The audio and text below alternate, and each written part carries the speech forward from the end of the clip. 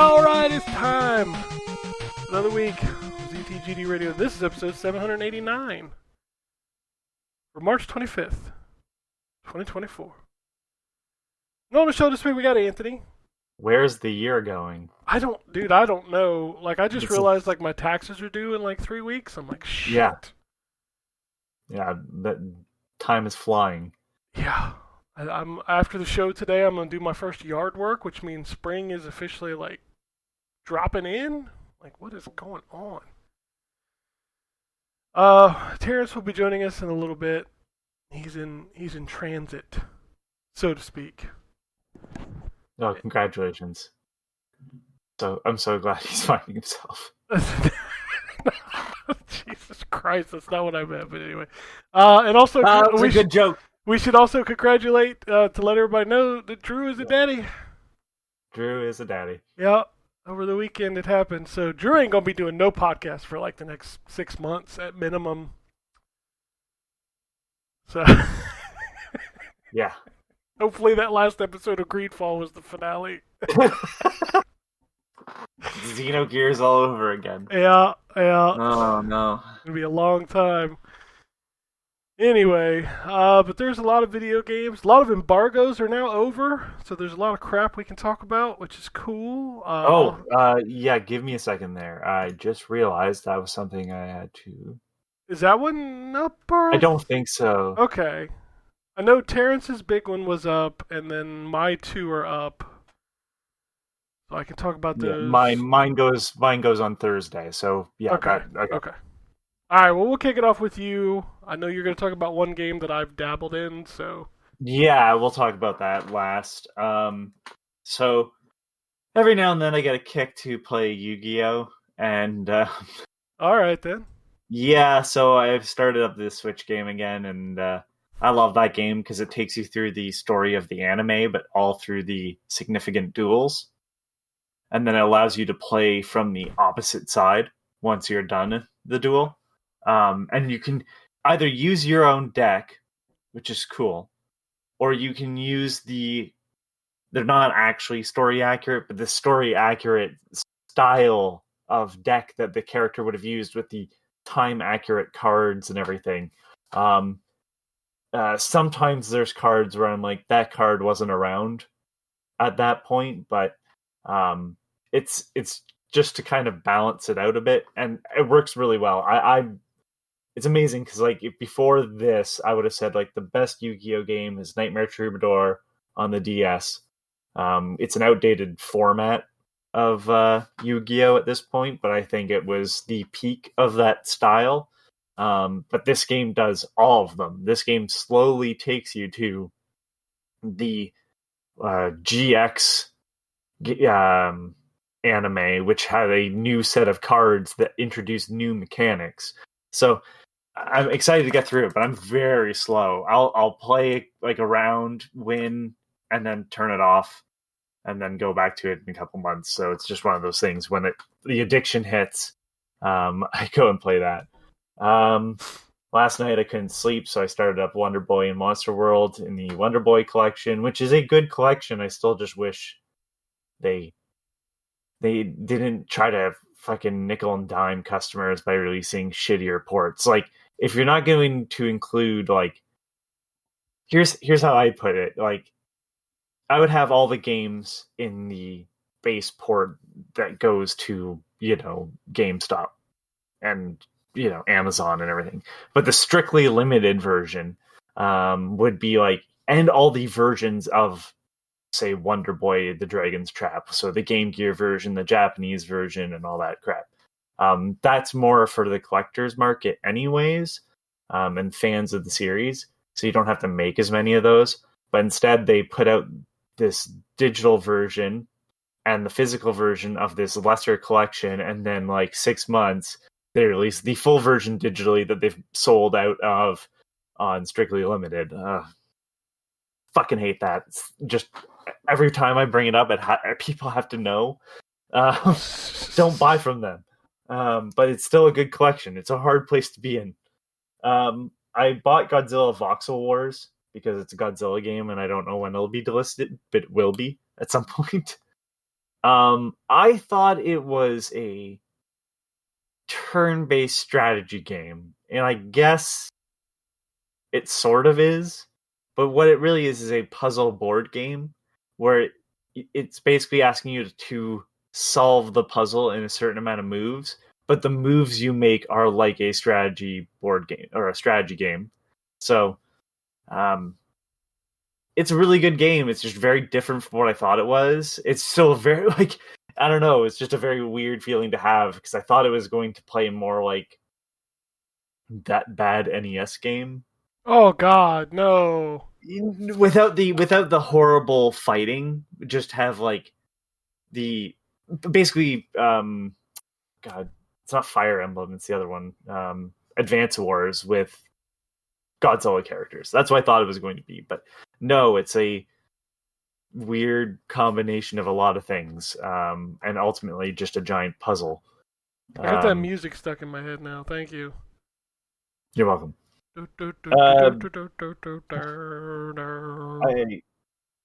I bought Helldivers 2 and then had to refund it because it doesn't run well on my PC. I kind of expected that, but just to be part of the zeitgeist, and basically Jay reminded me I could try it out and see if it worked, and get a refund. I picked it up because everybody else is like, "Oh, it's so great." I mean, if you're listening to this podcast, one, what's wrong with you? Two, you've heard about it. You've heard Helldivers 2 talk. You've heard Helldivers 2 gameplay. You know what the funniest thing about all this is like this has kind of become like the new Overwatch where everybody talks about it every week. Yeah. I've played it twice. Now you know, Ken. Now Yeah, you but know. I'm not complaining. Like everybody else has to give me shit, but I ain't said a word. Like our fucking Discord chat is literally like Everybody else is- 90% yeah, Helldivers memes. Like I it's know. just, and I just like okay. Yep. I don't understand it. Okay.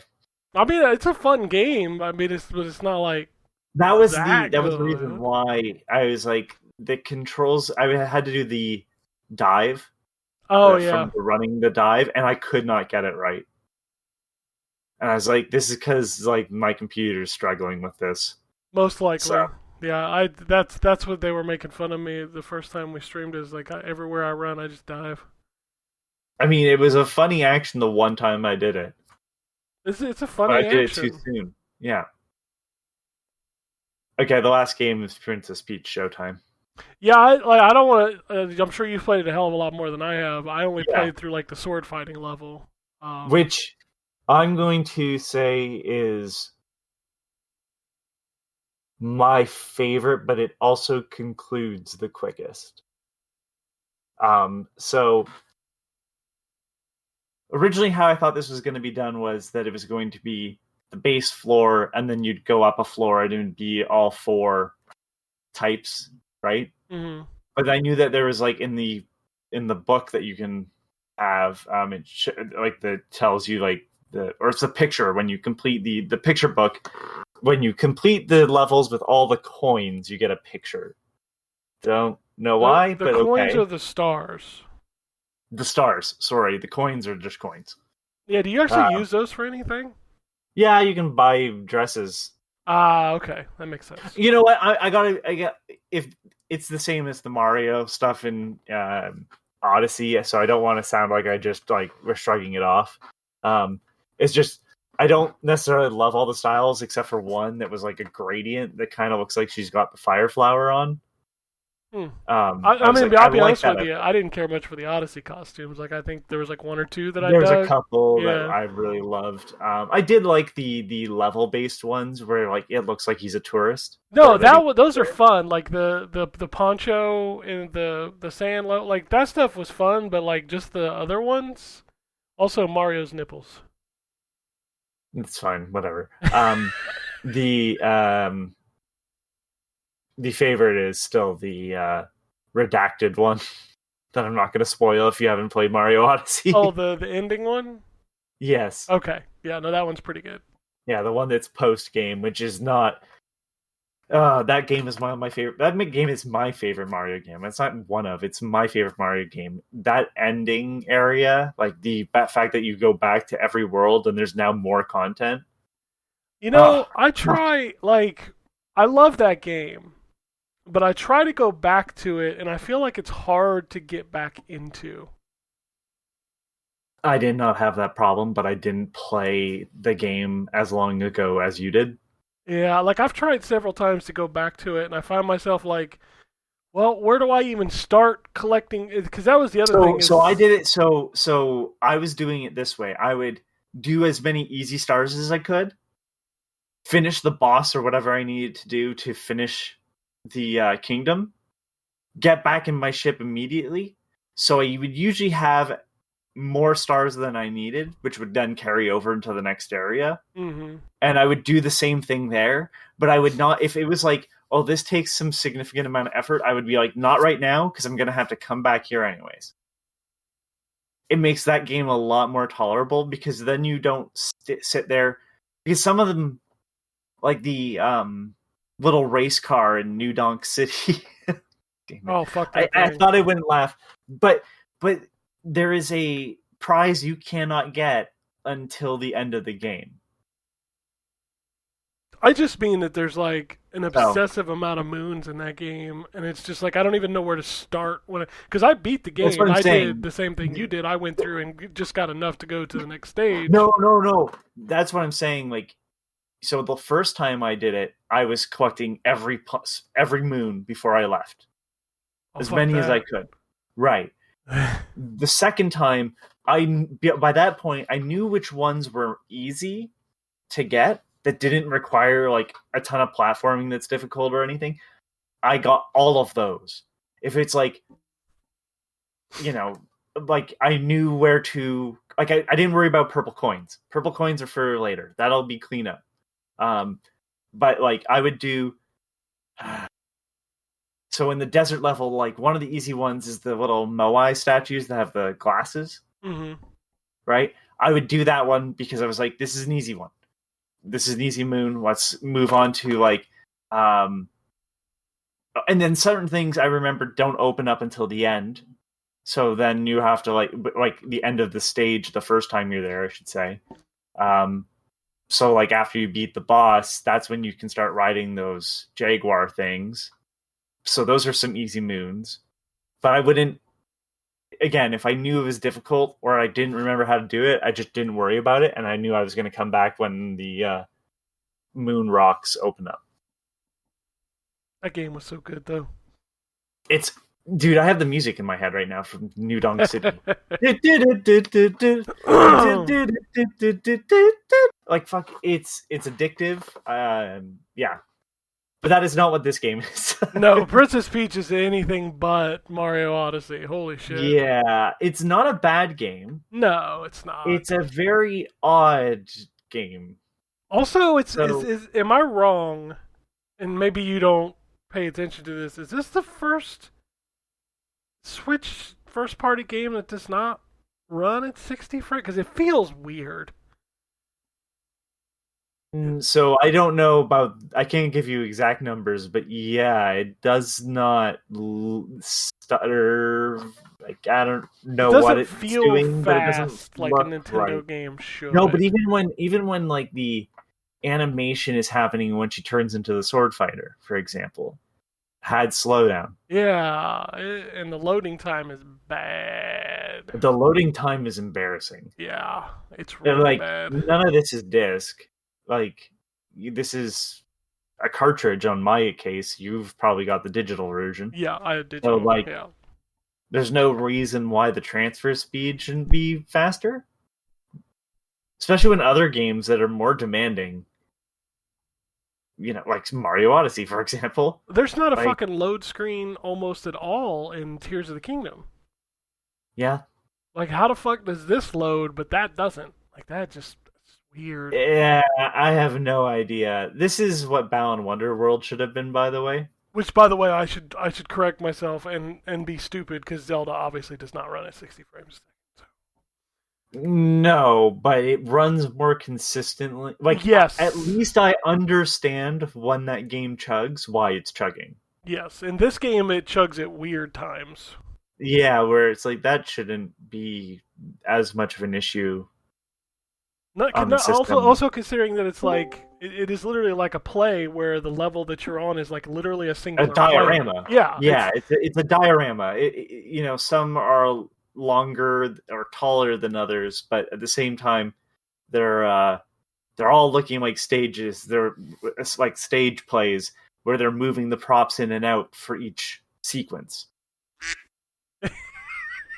What is Karen? is it? Y'all talking about Showtime? Is this Yeah. Princess Peach? Princess Oh, okay. Peach. Yeah.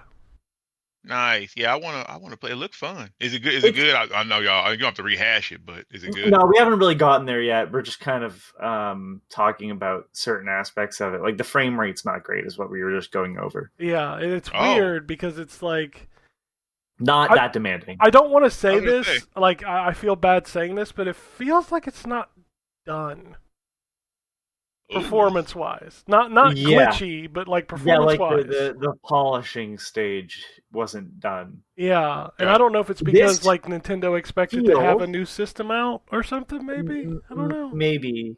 But this feels a lot like some of their DS output. I don't remember this too much in the 3DS output, but where like this was, I don't know, it's a very odd game because like they've done more marketing than most of those games that I'm thinking of. Mm-hmm. Like Glory of Heracles, where it was like, what the hell are you doing? Just taking a random game that you've had overseas and trying to make it a series here, like Yokai Watch.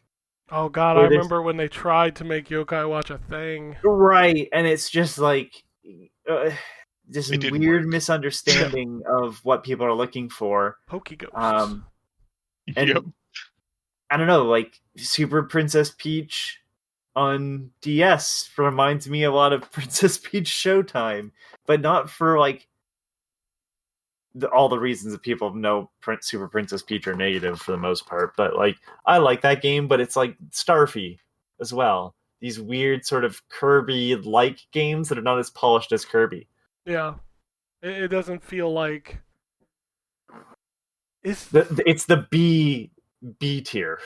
now. Correct me if I'm wrong, and I don't want to. Is this their flagship game this year? I mean, I know there's remakes. Well, not outside I of guess remakes, so. like new IP. Is this their so far? No, I'm sure they'll have something, but yeah, so far this is. Do you think they'll have something? Because I think they Yeah, I expected do. to have a new system this year. So No, because it's That's Nintendo. something. I know that they'll fucking somehow bullshit something out. Well, see, and then the too. the Go ahead. thing is, I was just gonna say, I think the thing is I think they've got a bunch of remasters or shit in the back burner, but I don't know if they've got a new IP or a new. They do Xenoblade Chronicles X, people will lose their shit. No, if they do Zelda, people will lose Well, their shit. I mean, Give me the fucking Wind Yeah. Waker on the Switch for God fucking sake. It's been 7 years. Let's go. but yeah, back to we keep talking about every other game, but fucking Princess. You know what? That speaks volumes about this game Hey. to me. It really does. So Damn, I okay. like some of it, and some parts of it are. It's just okay. So this game feels weird because it doesn't feel like a Nintendo game to some extent. yes. Like Mhm. it feels like the weird thing that Nintendo is just publishing because they're, second party studio. Like HAL is doing something, and they're But like, okay, well, you guys do really good work normally, so we'll put this one out. This is Good Feels version of that. yeah, it's like it's from a director that hasn't directed a game in like 27 years. Yeah. Yeah, I saw that. I was like, wow. And Okay. I see the elements of that director in this. Not from the stuff. negatives. Yeah. Yeah. Not the negative stuff. The negative stuff is strictly performance for the most part to me. 100%. Yeah. You know what? Fuck. Speaking of people that get into costumes, Wario Master of Disguise on the DS is the same feeling as this game. It's this weird, wow, other games in this genre are better. Like, this is Nintendo. They should be up to their own par. Because Wario Master of Disguise is not as good as Wario Land 4. At all. Not even close. And, man, it's not a bad game. That's the problem. No, but it's I have not. to It's warn not a you bad because game. it's also the same price as every other new Nintendo game. That's probably my biggest hang up because it doesn't feel like a $60 Nintendo game. No. Is it what? I wasn't trying to break up y'all's flow. I apologize. No, man, What, I'm high and going off. Go ahead. you fine? I'm waiting on my blunt right now. Anyways, what type of game is it? Like, is it So is it a it's platformer? Is it it's a a beat 'em well. up? Here's It's not a okay. So here's platformer, really. it's sort Oh, of okay. it's a sort of mixture of both. But the gimmick behind this game is that every play is different.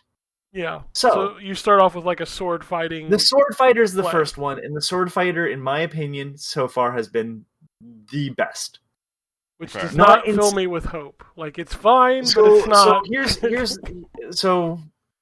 the thing. It's the best because it's what I expected this game to be.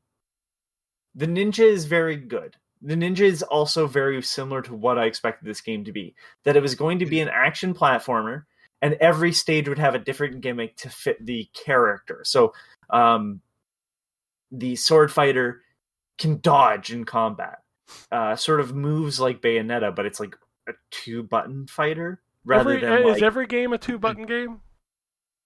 No, there's a couple that have more. Okay, because I like the sword fighting stuff when they But threw in the parry, like on the jump button. I was like, "That's fucking." There's 2 other fucking buttons. Yeah, I think because I think it's the first stage, they kind of botch part of the sword fighter.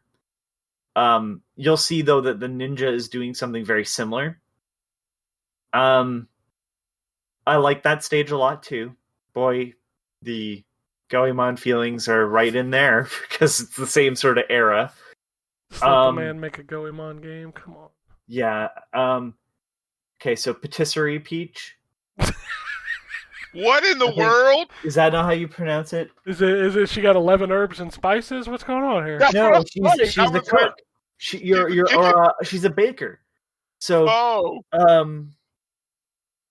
so those are all. So that whole stage is mini games. That whole stage is mini games about building cakes. Okay, maybe she was cooking up the cake for Super Mario 64. But no, I wish that would have been a good touch, but no.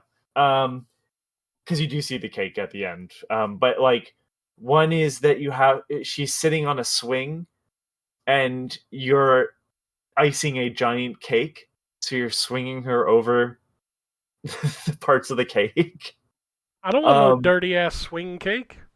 There was like baking the bread and dough, and you have to do it you have to do it just the right amount. Like you have to tap the A button, and if you tap it too much, the fucking pastry explodes or whatever. It's weird. It's a weird stage. I don't know baking things. I don't like cakes and desserts. So to me, it's like I don't know what the words are, but I can see it in my head. No, I got you. But it's a bunch of like. I don't bake. There's a bunch of like mini games in that one. What was the next one? Cowboy. Oh boy, there's gonna be some fan art for that. I'm sure there will be. Sure. No, it's actually it's a pretty cool outfit actually, and it's a pretty cool level. It is also an action level. It's much shorter than all the other ones, but I think there's going to potentially be more levels of it the way the story's going in it. It's a weird game because there's also a figure skating level later on. This feels and your like opponent a game. comes out and tries to hit you with the metal rod in the knee. It's very fucked up. This game feels like something you would launch alongside of like the DSi or some shit that's like a mid-gen like weird Nintendo upgrade. Like this feels like the perfect game that would have launched with the Switch without the dock, the Switch Lite. And you'd be like, well, here's a game. It's not exactly of our top tier caliber, but y'all, it's a new game. It's interesting because I think a lot of the stages I am having difficulty getting all the stars. Yeah, you don't need all of them. You don't need them, but they feel like unnecessarily hidden in some points. Well, I would argue some of them are like cheap. They're so you have like a second to react to them. Yeah, that's the other part I don't like. And, I don't when you think play through the levels again, they show you the whole story instead of just cutting out the dialogue. And I'm like, fuck, man, that's an easy one. Just don't have the dialogue here. I've played the stage already. I don't think we would be having these same conversations if this game was $40. No, probably not. Do I think I wasted my money? No, because I bought it physically. Yeah, no, it's not a bad game. It's just like it's just a very weird game because again, it feels like the legendary Starfy and all that weird stuff. But also those were $40. I'm trying to understand why everybody gave this like a 10. Like I don't get that. Well, that seems to be the theme of the week. So that is true. Well, it's also scores. like Nintendo gets away with it a lot, like which is They weird. do, yeah. It's because it's Nintendo. Let's be fair. It's only got a 74, so I'm not gonna judge people too hard. Yeah, 74 is. That feels right. Yeah, I'd probably put it at 70. I would round down from that, but like at a 74, I'm not going to argue. 75 though, I know that's a weird place to put it. 75, we're now moving into like this game is great, and I'm like, no, it's not. Yeah, like there's literally 10 out of 10s on this, but like the majority is like a little lower. Unless it's a really bad game, I'm going to be honest with you. There's always like 10 out of 10. I see 3 on here. Of course, I don't know. Even when it's bad, there'd be a 10 out of 10. Exactly my point, which is what someone would say about us too. So true. There's only one 100 score from like a site that I know. Gotcha. And there's a lot of See, 9s. And you know what? I think a lot of times the sites that are like thank you. The sites that are under, like that are not as popular, I think they give higher scores for games like that they know really aren't that good because it draws traffic to their site. And now people are like, oh, they gave it a 10. Well, let me read this. And then maybe they find something else. Like I honestly don't know that that's true. I think you get more reads if you give it like a 2. Really? Well, yeah. Negativity says, why, sure, you're right. Why did you hate this so much? What? Yeah. That's facts. That is definitely facts. Like if you give a Nintendo game a 10 out of 10, I'm not going to give you any side eye because I'm like, yeah, there's some fucking Nintendo dude, so whatever. Yeah. Yeah. I don't know. I gave 2 Nintendo games a 10 out of 10 last year. Come at me, bro. I wonder what they were. I mean, only 2 of the greatest games ever made. I mean, I gave a Nintendo game a 10 out of 10 last year. Nintendo makes some fucking banging 10 out of 10, so I ain't gonna lie. And that's, I think, part of the reason why we're talking about that, too. Yeah, it's the expectation. So the last Good Feel game I played is the one that they only released in Japan, which is the very much looking like Goemon. Goemon, you do what you know. Yeah, and oh, is that the one you imported? Yes, that just came out. Is that good? Because I want to play that. It's fun. I would still hold out and see if. I was waiting for. Yeah, I was hoping for an English. I was gonna say Nintendo needs some games this year because they might have delayed a console. Yeah. So yeah. This doesn't even live up to their catalog for the. I guess that's the reason why it doesn't say their name on it. No. Nobody knew who the fuck built Princess Peach until like the day it came out, so yeah, so it's just weird. It's weird. It's a weird game, it's a weird story behind it. It's a weird existence that it has because it's a game that exists. I'm not going to be upset. I wouldn't be upset if I never played it. I'm not upset that I played it. Man, I feel like we're going to have the exact same conversation about another game. All right, we definitely are. Segue master, take it away. It's funny because like as he was talking, I was like, oh man, we're about to copy and paste this conversation. All right. Oh shit! Now I realize okay. All right, is that it from you, Anthony? Yeah, that's it from me. All right, Terrence, go ahead. Okay, let me paste. Okay, so we're going to talk about Rise of Ronin. Yeah, I've been playing that quite a bit the last couple of days. Yeah. Okay. Okay.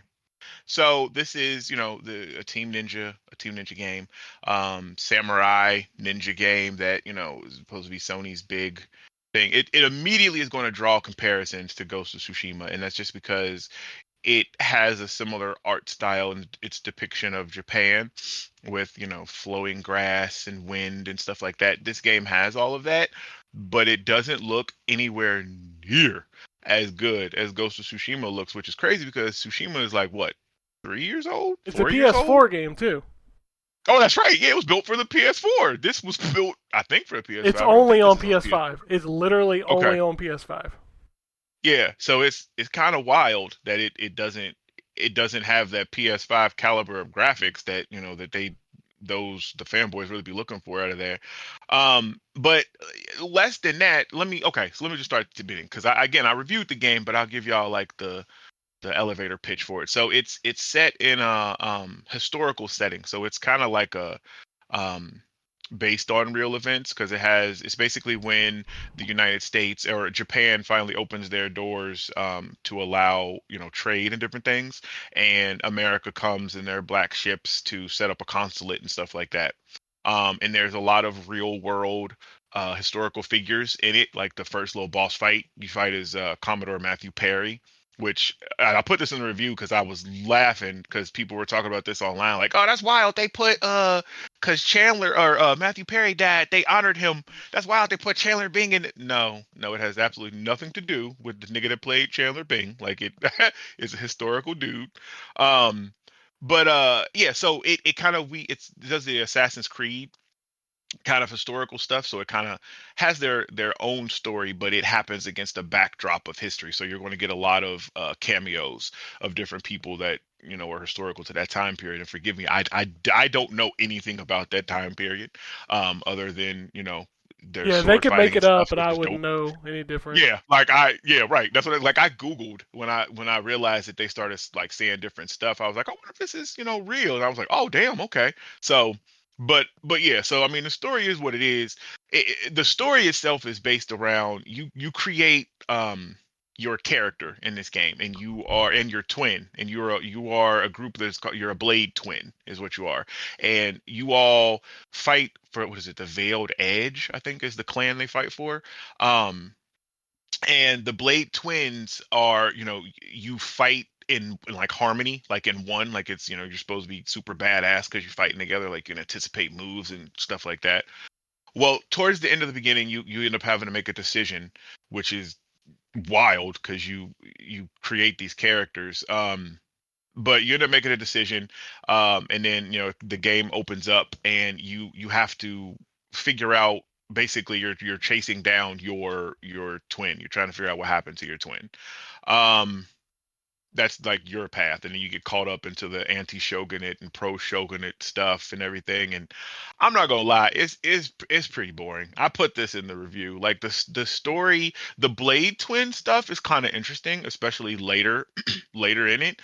But oh, it's like pulling teeth to get there. Like it's very historical. Like you almost feel like you're sitting through a class. Like it's, I don't know, like it's not, and it doesn't help that the combat isn't.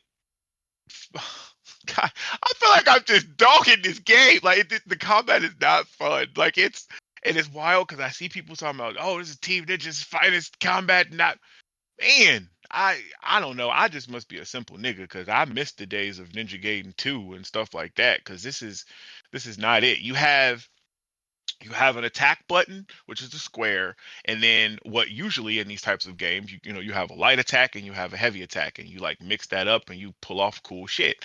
Nah, in this you have an attack button, which is square, and then the triangle is your counter spark. And it's your like counter move. So when people attack or they do like the souls like red attacks that are like critical hits, you can, if you time it right, you can counter it with this counter strike, which will lower the person's key, and will also, like, if you do some badass stuff, it'll cause like fear, like the dudes around them like will start to get afraid, and they'll drop their key because you're doing like some really cool stuff, which basically opens them up for a finishing move or a critical hit. Um, Boy, the that's combat is just one. that that Go that ahead. parry That is a weird parry. Like, we need Yep. to describe this parry. So this parry is like a half moon Mm-hmm. where like you have to time it in such a way that it's not like press it when the attack is about to hit you. You gotta think about it. Yep. And if you So miss you it, have yeah, if you miss it, like when they're doing a combo on you, it fucks up your timing, and also you have to parry every move of their combo. every move. Yep. You have to time out every like that's what the counter sport. You have every hit of it, and you'll like yeah. And you're right because like the timing of it like and it took me forever because I'm still not good at it. It took me forever to get halfway decent because I'm like, well, damn, I'm hitting it right when it's about to hit me. No, it's like you have to play in your mind when those swords would actually meet. Right. So when you press the button, you got to think, okay, well, he's swinging it here right about now. I think they would cling and then you hit it's so weird. Like it's not, God, That's like the running theme in this game is that everything like this game literally has everything you can think of in an open world game. everything. And like all of it feels weird. Like the grappling hook feels kind of half-assed. Yep. The Even in glider, combat. yeah, the glider feels kind of half-assed. Yep. Yep. The parry feels weird. Like there's too much loot. Like Way too much loot. It's Diablo. Like you get inundated with loot and the changes of each thing is so like not incremental. What's the word? Like it's minuscule. It's so minuscule. It's like, well, what the fuck? Why would I get it's a 0.5 difference in this piece? Why did you even create this? Like and all of it is like that. And then like Diablo, like you get legendary pieces and you can remove like the aspects of them because they'll do different stuff. Like in Diablo, like you'll have it might give you extra, key or something like that, something special for that thing. Like you hit an attack and maybe, you throw out extra shurikens or whatever. But you could remove that and place it onto another legendary piece. But then you destroy that piece you take it from, and then like you can't take that off of anything else. Once you put it to that one, it's now on there forever. So you can't take it off of like everything, move it along with you. Like you can move it once. Yeah, And but I'm who like, what the cares? hell? Because you'll get like another one in like 2 minutes. I was about to say, and it's don't really matter because they gonna give you another one in a minute. Like it's just I don't know. This whole game it just feels weird. Like it's an open world, but then the missions are like the story stuff is like mission based. Like it's like cut off. So you'll be riding around on your horse, freeing villages or whatever else, and then you got to do a story mission. You run up and talk to somebody, and then it changes screens to where now you have to pick your load out. And So it's a co-op game. Yeah, this is where you can do the co-op. It's literally the only place you can do the co-op. Only place. Yep. Only place. Like you can't ride around the open world with your friend and kind of hunt down stuff and like, nope, it's only in these missions that you can play co-op. And I'm like, the fuck? Like Also, it's such a weird game. And then on top of that, who fucking designed the control scheme? bro. I want to talk to this motherfucker because we need to explain this. In order to switch weapons, whether it's your main weapon, your sub weapon, whatever, you gotta hold down one of the bumpers. Mm-hmm. And then you choose a different, like up will change your primary, down will change your secondary, and eventually you get different stances, which is cool. Mm-hmm. But like you gotta hold the right bumper, the right bumper, and then like tap down on the right analog stick or some shit. And I'm like, dude, what is happening? Yep. What is going on? Yep. And you have a whole bunch of different weapons. Like I don't know how many it has in full, but I tried a bunch of them. I think there's like 8 or something. Like 8 none total of them weapons. are really. Yeah. Well, and I didn't even realize this because there's guns and like rifles in the game too, which kind of work as like your side weapon. But don't get hyped because it's not that type of gun. Like you get like a little 6-shooter, you press it, and it's like pow, and it takes a little piece of health away. Like you're not going to kill someone with this. Like it's more like a combo beginner or something like that. Like you trying to just throw off some extra damage. It's like a shuriken in Ninja Gaiden. Yeah, basically, yeah. Now the rifles are, if you get headshots, you can take their heads off, which is nice because they do have dismemberment in this game. Oh, they have some good dismemberment in this game. Yeah, man, you cut the shit up out of people. Like the dismemberment is awesome. And that you actually there's a I don't know if you found it yet, but you can find a musket like main weapon, which had not a musket, I have a a bayonet. musket. I have a musket. I don't have a bayonet. You found I a just bayonet. got bow and arrows too, which are fun. Yeah, the bayonet is cool because the using it as the gun kind of sucks because it's like a shotgun blast. So when you do it, you'll kind of like push them back. But like the kind of combos, the attacks that it does when you fighting with as a sword is kind of cool. But that's the other thing about this. The combos and stuff is really one note. Like it's just you're hitting the X button and it's four attacks. Like the skill tree in this is weird too. Like the level up stuff. Like everything about this game is just weird. Yeah, Like it's there's a point for every type. So like you can get a point for dexterity, you can get a point for strength, hmm but there are things that are in every tree that also just use generic skill points, which is hmm it's weird. It's a weird It's weird. thing. Isn't Like that how they Yakuza does it? actually it might be. Like Yakuza does that too. Like different kinds of Uh, points. oh no, sorry, not Yakuza. Fist of the North Star. Oh, I don't know Fist that of the one North well Star enough does Oh, to that. remember. I don't think I've gotten that far in there where I've updated yet. I haven't noticed that. But Okay. that's Yeah, it that's has like like a the generic. It has a generic white point, and then like every uh every skill tree has their own like colored Oh ones too, yeah, it does. Yeah, you're right. I have done that. You're right. Because there's like a blue, a green, and a a green red. and a red. I think. Yep, Yeah. yep. You're that's right. like You're right. the running theme of this game is like it literally throws the kitchen sink at you. There are safe hmm houses that you can decorate. Yep. You can like transmog all of your gear for like free. Yep. Like Yep. there are relationships with people. Yep.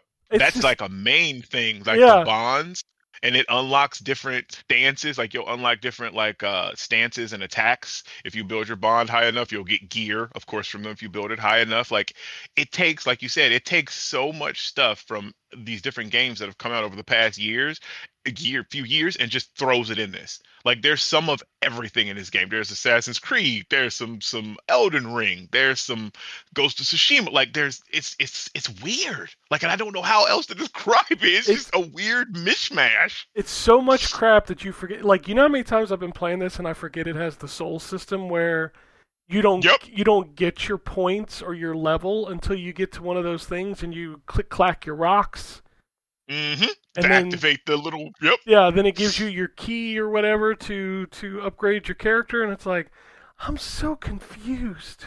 Right. Like, why is that there? Like, why are you like? And it's so weird because it's like it's to the point where they've thrown so much stuff and pulled from so many different games that some of it's conflicting with the other stuff, and it's like, what the heck? You didn't need this to do this. Like, you just do this in here because that's what's hot right now.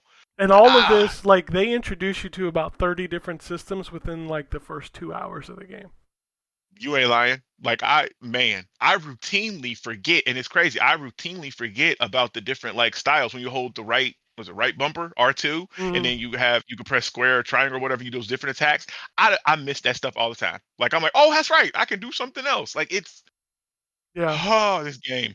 Oh man. it is too big for its own britches, and Yep. like visually, it's not all that grand. Like people online, like I don't know what people are talking about. This looks good. I'm like, I never said it looked bad. I just said it Yeah. didn't look like a PS5 exclusive. Exactly. And that's facts. Like I don't understand how people I don't know. And it's and then this is where the copy and paste comes from because like you said about Princess Peach, it's not a bad game. No, I'm I just enjoying feel like playing it. Yeah, yeah, I just feel like it doesn't know what it wants to do. Like it's so it much stuff. it feels Like like it's it gets crazy. confused over its own stuff. Like half the time, it's like, Yeah. all right, well we're running around this open world, we're killing bandits, we're unlocking things. They're like, nope, next we're gonna have tea in the pleasure Yep. district, and then oh no, we're gonna go take a picture of a mountain. Like, what are we Yep. doing? hmm it's literally every trope that you can imagine from these open world games are in here. The picture stuff, like that was in Forspoken, and some of the other ones, like taking these different pictures and then going there. And then of course there's like a whole um economy in the game too, so you can sell different stuff, and there's treasures that you can sell that's worth more, and there's rumors and stuff that you can go track down that open up side quests. And I didn't even talk about that. I talked about it in the review. The side quests in this are not good. Like they're not they're boring. There's like, you know how some games have like phenomenal side content that rival even the main story in some games. You're not gonna find that here. The majority, if not all of the ones I did, were all kind of go here, kill this many people for me, or go here, find this, and come back and stuff. It's it's just, I don't know. It's like they were just checking boxes. Right? They were just building the game, checking boxes, making sure that we had all the stuff that sells in hopes that our game would sell too. And it, yeah, I don't know. It's a weird fucking video game. Hmm. Um. Okay, I'll move on. Run down the rest of the stuff. Play some Helldivers 2, of course, because that game is absolutely fantastic. Um, I'm playing, and I can talk about this because when this comes out, the embargo will be up. But I'm playing South Park Snow Day for review. I want to test the multiplayer because I wasn't able to. Um, but there's some sort of issue or something with the Xbox copy right now, so I may not have that review on embargo. So y'all may have to wait for our review on that. It's not a bad game. It is a roguelite. I mean, embargo will be up by the time you hear this, but yeah, it's a roguelite. Very South Park. Super funny. But it is janky. There is some jank. But it's also a $30 game too. So this isn't, this is a $70 game. Like, I know that I think they have a $50 edition that gets you some extra stuff, but at the end of the day, like, the base price is $29.99, and it feels like it. That feels like a fair price. Um, One of the things I found most interesting about this is reading interviews with like Matt and Trey. While they loved the other two South Park games, though, the Fractured Butthole and the Stick of Truth, they really wanted a game that they could have an episode of the show, and then like that night put stuff from the show, that episode, into the game. So that's really what this is built for, so that they can have that kind of metaverse kind of thing, a crossover. So if something happens in the show, they can quickly translate it and put it into the game, whether it be, gear, or an enemy type, or whatever, which is that's kind of cool. So yeah, we'll see what happens with that. Um, what else did I play? I played some more Final Fantasy 14 and 16. 16 is still good. They still talk a whole lot. 14 is cool. I think I'm like almost 40 in there. You still playing? No, I haven't You level touched it. 2. I've been Look at you. busy with a bunch of big ass review games, so I ain't touched it. Oh yeah, well that's true. Yeah, that the and I found, like, so, and I didn't realize this, the Fat Chocobo, it was because we bought the collector's edition when Hmm. it first came out. Yeah. So I'm gonna have to do that again if I want that again. I was like, damn it. It's like, I think it's like $20 to upgrade it. And you get a bunch of stuff, but I do like that Chocobo. Um There's like $150 version of that game already on Xbox, which is fucking I wild. saw that. Yes, I was like, that's fucking crazy. Because it comes with like all the expansions.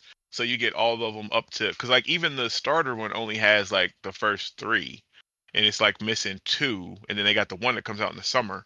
So yeah, if you want to get everything. But I mean, it's MMO. Unless you're about to sit there and literally like play for a week straight, like, I mean, you got time. You know what I mean? You Just should buy also the you rest should of also buy or beware like that starter pack that is free on Game Pass, which is a cool deal. As soon as you use that, the free trial is over. Oh yeah, yeah, yeah. Facts. That will end your free trial, because like you get the free trial up to level, is it 70, 80 now? 70. 70. Yeah. And you can keep playing. But if you use the free trial, or if you use the starter pack, it'll stop your free trial. You'll get 30 days, of playtime for free, but then you have to start paying, 14.99 a month. I think that's what it is after that. So yeah, if you plan on playing it, like, take advantage of the free trial. Because the only thing it takes away is like you can't, and it's weird it does that, but like you can't start a party. So like you can't, be playing with friends together. Somebody that owns the game would have to start the party. Like, you, as on the free trial, you can't do that. And there's some other stuff that it does. Like, I think you can't get into some of the later like raids and different stuff. But I mean, you get the story in 14 is phenomenal. Like, if you just play that, you'll have a good time, and I guarantee you'll probably want to go ahead and subscribe. Like, that game is so good. Um, let's see. I played a couple of demos on the PAX thing from Steam. There was one called Whisper Mountain Outbreak, which is like a co-op Resident Evil kind of game. I actually thought about Anthony. Um, but it's like pixel graphics. So it's like a isometric perspective. Um, and it's 4-player co-op, and it's like What was the it's game called name again? it's called Whisper Mountain Outbreak. I think the Okay. demo might still be up for it. But I messed with it for a little. It was pretty fun. Like I'm keep an eye on it. Um, what else? There was one. What was the other demo? There was something else up. Oh, Blockbuster Inc. And I didn't even hear about this, but I guess they had released a prologue or the demo version actually in February. But it's you basically run a movie studio, and I used to love the one. I think it was called Movies Inc. And it was done. I think the dude that did Black and White. I think that was a Molyneux game. Like I enjoyed that quite a bit, and this is very much the same thing. So like you hire writers and directors, and crew, and like you film the product and put it out and stuff like that. So like I've been messing with that. That was kind of fun. Um, I think that's it. I probably played more. I don't remember. I'm an old man. I don't know. But yeah, that's it for me. All right. Well, I didn't play a lot this week, but I can talk about two games that I had been playing that I hadn't been able to talk about for a while. I will start off with Alone in the Dark, which is it's kind of the most 7-7 I've ever played. Like it's good. I enjoyed it. I had fun with it. It's got the Resident Evil, two characters. They're both kind of going through the same story, but they branch off into different paths. They got some different dialogue with characters. There's a couple scenes that are exclusive to each one, so if you want the whole story, you got to play through as both. It is very much a old school Resident Evil. Like here's kind of a mansion. You go through it. You do these puzzles. You find these items. Like some of the puzzles just feel arbitrary. Like get this fuse, which is literally in the next room, and that's not really all that hard to do. And then you've got some that are like you have to read through your notes to figure out the numbers in the certain sequence. Like those were a lot more fun. The combat, on the other hand, the game kind of breaks up to where it's like a psychological thriller where the combat mostly takes place in the alternate universe. And the combat is not good. Like it's not. Oh. It's very clunky. I recommend like kicking on the auto aim because like most of the enemies are kind of slow and lumbering. But you'll get to a point in the game where you get these real fast, twitchy enemies that jump at you, and they're really hard to hit with your gun. You do eventually get a melee weapon, but the melee is kind of janky as well. The combat I was able to kind of muster through for the most part until the final boss, and then the final boss would like get me in this like looping stun animation that would just kill me in a corner, and it was very frustrating. But after like 4 or 5 tries, I did because I wanted to finish it. I wanted to see the ending, and then like I saw the ending, and it felt like I don't want to say like it's humorous, but it was almost kind of funny the way it ended. Like, because the whole story you're going through is just kind of wrapped up in like 4 people standing there having a conversation. I'm like, all right then, let's just Nice. That was the thing, I guess. So you have to finish both of them to get like the whole story. Like no, you don't have to finish both of them. You do get some other context for the characters if you go through both of them, which is nice. It's fine. It's not a $60 game. If it had been $40, I'd have been like, yeah, you should buy. It's like each campaign's only like 8 hours, and probably 6 of it is the same between the 2 characters. Oof. So you kind of got to think of it as like whoever you pick, the other person is like you're gonna run into them every now and then. Mm-hmm. And there's a sequence. I think it's like, the game's only like 5 chapters. I think there's a sequence in I think it's chapter 4 where each of them have to deal with like their inner demon kind of thing, and those are like entirely different sections. So at least like I didn't. So they sent me like a walkthrough. And I read it after I finished the game because I wasn't going to play through both characters before the review was done. Like that's just too much stuff. That's a lot. But I like read through the walkthrough and like most of the game is the same except for that particular part where you kind of go back and do like this thing from your past because it's like I said, it's psychological. So like the enemy is like messing with your mind throughout the game.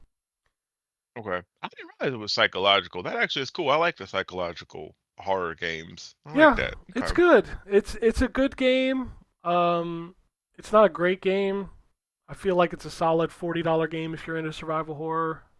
It's pretty fun. Yeah, I'm probably wait for a sale because I Yeah. got, like I said, I still got to finish last year's survival horror games. Yeah, So I'll which wait all of for a those are sale. much better. So like go through those first. Got you. So Got you.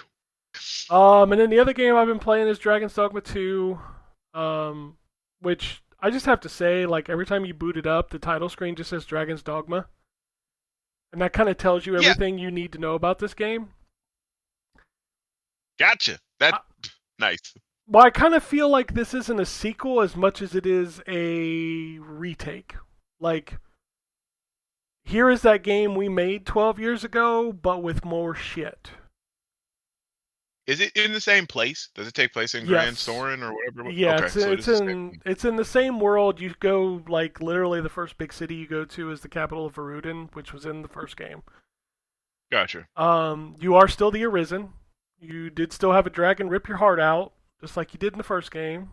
Like, and they tell you about that. Like, the opening hour and a half of this game feels very much like the first game. Like Nice. it's It just looks weird. better. Yeah, well, it does. Like the RE engine looks really good, but god damn, it runs like shit on consoles. Like, Damn. Even with the unlocked, did they say it was unlocked frame rate or something? yeah, but it's unlocked, so you are hovering between like 30 and 40 in the open world, so it's not like it's hitting anything magical. And Oh, that yeah, sucks. I thought that meant it was gonna be like 120. I was like, oh, we in there. dude, you're lucky Damn. if you hit 40. Damn. And Okay. then in the cities, it's in the like low 20s at some parts. Nah, I Like, can't go. I it don't is think I'm gonna play not this. it is not like consistent at all. Um, but like this might be the most like dynamic game I've ever played. Like the things that happen in this game are things where you're like, I can't like it's very much, and I don't want to say it's on the same level. I don't want to compare the two games because they're very different, but it's very much that Zelda open world style where you're like, I wonder if like, oh, I can. Oh wow, that worked. Oh wow, that happened.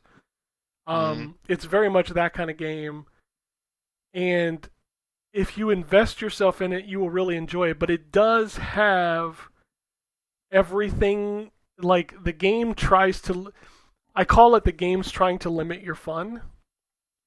So you have a weight limit in your inventory. You will hit it immediately. It will suck. Jesus.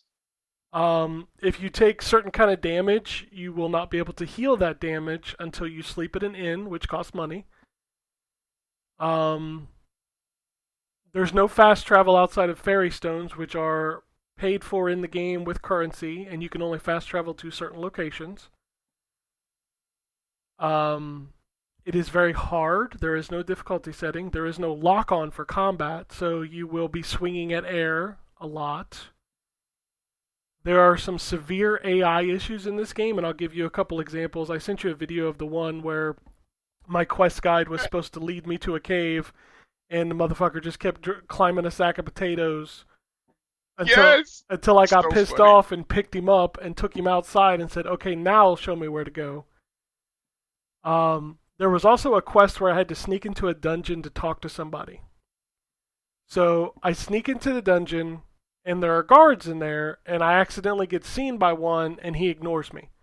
So I just keep walking back and forth in the dungeon looking for the guy I need to talk to. I pass those guards 3 or 4 times. On the fifth pass, motherfucker just comes out and one-shots me and puts me in jail. So it's almost like he didn't notice me the first 4 times, and then all of a sudden he's like, wait a minute, you're not supposed to be here, and then just puts me in jail. Jesus. Which, by the way, when they put you in jail, they take all of your equipment, and then you have to figure out how to get out. Or you could buy a key on downloadable content for $1.50 that will allow you to get out, and then it breaks. Is that what that is? Yes. Because I saw a bunch of stuff on there, like it's something a key, and then there was something else, something for a goal or something, and I It's was like, it's is this all it's mission stuff? it's the goal. That's just the way they spell jail. GAOL. Oh, Yeah, yeah. okay, okay, all right. But So yeah, no, okay, that's what like that was. I don't want to have the discourse about the DLC because like everything that you can buy, it's the same shit that Capcom always does, where you can earn it in the game. Like Resident Evil has all these DLC items. Like whatever, who cares? Hmm. Like if you'd rather pay $1.50 than figure out a quest, that's your prerogative. I don't really care. Um, and like the stuff people are complaining about, like the change your appearance, you can buy that. It's pretty cheap. You start earning money pretty fast, so I wouldn't worry about that. I don't like the fact that the fairy stones are buyable because those are a little harder to get, and they're a little more expensive in game. And also, the director was like, "You shouldn't fast travel. Then don't sell me a fast travel stone, motherfucker." Right. So you put an article talking about because your game to be more fun, but then you're like, you know what? But if y'all want to fast travel, go ahead and pay for it. Yeah, I'll let you. That's fine. give me That's three wild. dollars and I'll sell you a stone and let you fast travel. It just like a lot of the stuff that Dark Arisen fixed in Dragon's Dogma feels reverted here, which That's is the vibe I was getting yeah, from which what is I've read. Yeah. weird because it's like, I mean, this is a better game. It's better looking, it's better playing, it's more interesting, it's got a lot more dynamic shit happening. And it's still epic as fuck to jump on the back of a griffin and stab it in its head. You know, that shit is cool. Yeah. But it just feels like every time I turn around in this game, it's like, oh, you want to have fun? I don't think so. Like I'm gonna punish you, and I get it. Like that's a popular thing nowadays. Like the Souls games and Elden Ring and stuff has made all that extremely popular. I'm also 12 years older than I was when the first game came out, so like maybe it doesn't hit with me at the same level that the first one did. Um, I was gonna say something else. I forgot what it was. Shit, I don't know.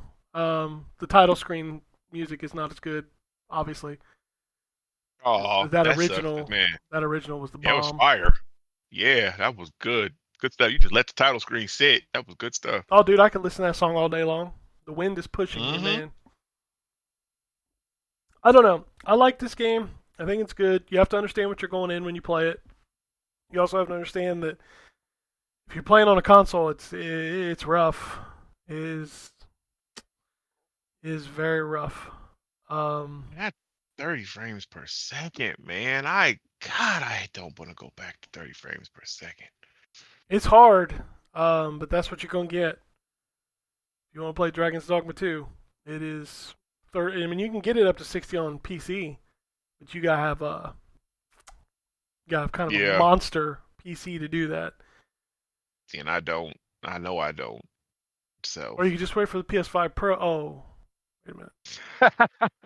Never mind. yeah. It'll still probably run at 30 frames a second. It might run at 42 frames a second on the PS5 Pro, 45. They'll give him 45. You get 45.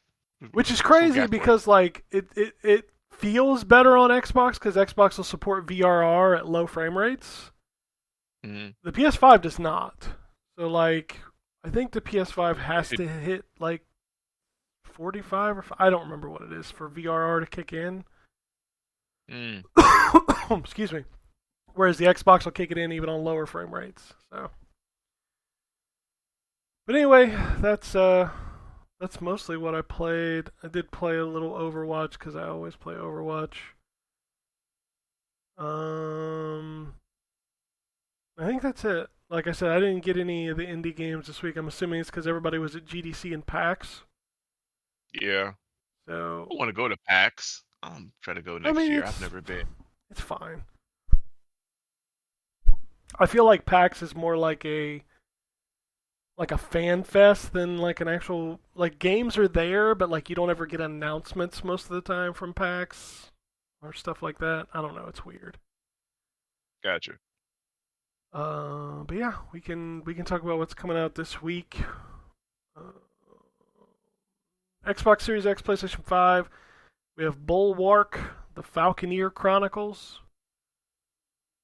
Planet Zoo Console Edition, South Park Snow Day, Sunny Cafe, Terra Memoria, Ario. I don't know if you can tell, but this isn't a big week for big releases. Man.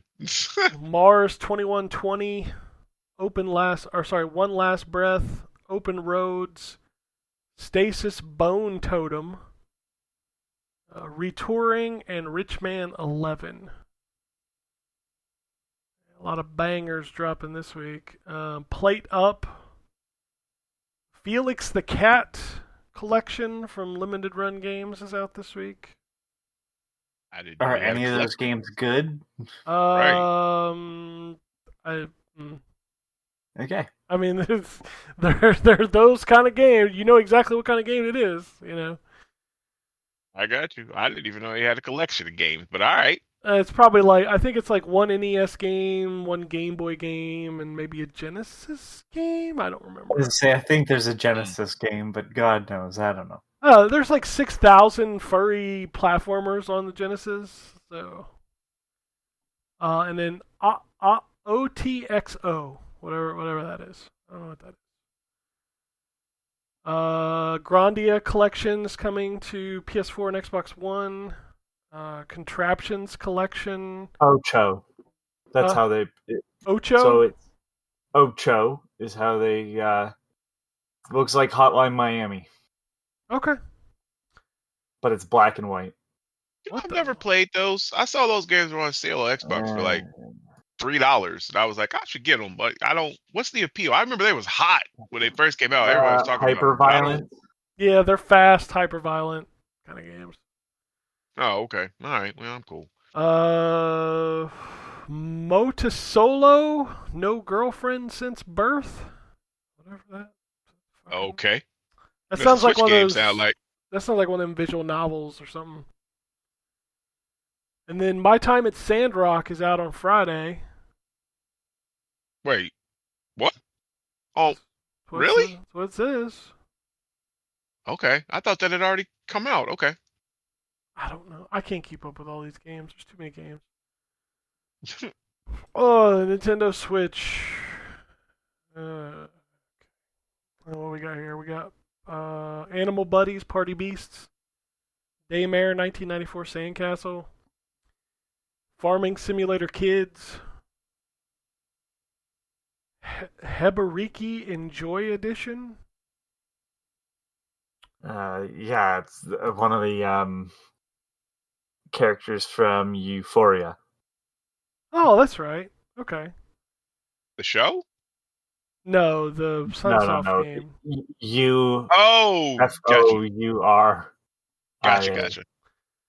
Not Tonight 2 was a sequel to Not Tonight. 100 Doors, Escape from Prison, Akatsuki, Lord of the Dawn, Blind Shot, Egg Console, XAK PC 8801 MK2SR. I didn't have a seizure, I was just reading.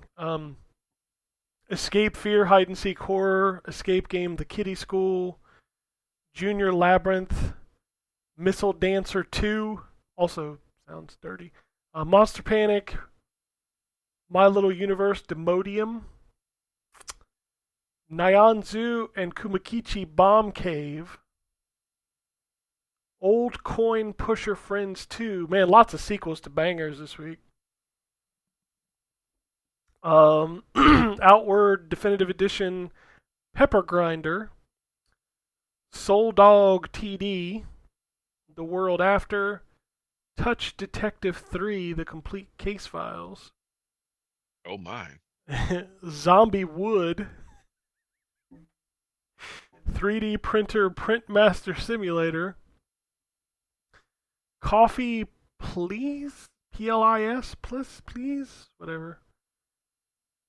Forrader Hero, Fruity Puzzler, Go Kart Mania, House. Wonder if Hugh Lowry's in that. That'd be a good game. I was just about to say, right? They made a game. Did you know that? I did. It was on the DS. I didn't play it, but I did. I remember seeing it. For House, the TV show, the Doctor TV show. Yeah, no, I can't say I've played it. Mad Experiment, you should never play it, ever. Yeah, I figured it would be good. Mad Experiments 2, Escape Room, Inzen, and Retouring. And that's what we got. So news. Let's talk about news a little bit. A lot of news this week. The final Smash Bros. Ultimate Spirit event drops March 22nd and will feature spirits from Princess Peach Showtime and Super Mario Bros. Wonder. According to Bloomberg, Sony has paused production of the PSVR 2 until it clears a backlog of unsold units. Mm-hmm. You motherfuckers, you're going to have to drop the price in order to get rid of that backlog. I'm sorry. Exactly. Yeah, ain't nobody about to buy that. What else we got here? Sony will start producing physical discs directly in Brazil for Brazil and LATAM. That means that they don't have to pay as much. That's the reason why the Sega Master System was popular over there. Sega actually had them built in Brazil. Oh. Yeah, dude. If you want to see like what would happen if video games were basically made illegal, Brazil is a great place to look because it's such a bizarre ecosystem. The Master System stayed around. People didn't understand why you would upgrade to a Mega Drive or a Genesis. I don't know what they called it actually down there, but because it didn't have as many games. They ported stuff to them. Duke Nukem has like an unofficial port to the Master System. Holy crap! It's bad. Okay. It's bad. Yeah, not good, I have a ROM of it. It's pretty fucking wild. I'm sure. So the reason why though is that Sega was cheaper than everything else because they built inside Brazil through Tectoy. Oh man, so there's a now I have to go off. So not only is that weird that Sega was there, Nintendo tried to do it and was too late. So importing stuff is too expensive. But if you can afford to do that, modding is really popular down there. Piracy. And I can't blame them because like finding official discs is hard, and then the price of them is like so absurd. There's a big long video that kind of goes over details and better from Stop Skeletons from Fighting on YouTube, and it's all about the Zeebo, which was like an attempt to make a Brazilian console from the people that were doing the Sega crossover stuff. They still produce Master Systems to this day, if I'm correct. Huh. Yeah, and it's useless knowledge, and we're vamping, by the way, just to break kayfabe, I guess, for everybody. I mean, that's fine. You know, you should make those YouTube videos where no, people I'm just talk about all this regurgitating stuff. I told him he should do YouTube videos before the show of ASMR with his papers. Oh god, no! I was folding a paper, writing, and I just jokingly said it's ASMR now. All right. New Xbox dev kit was certified by the National Radio Research Agency in Korea. I don't know what that means. Neither do I. But I guess it's probably the adorably all digital. Oh.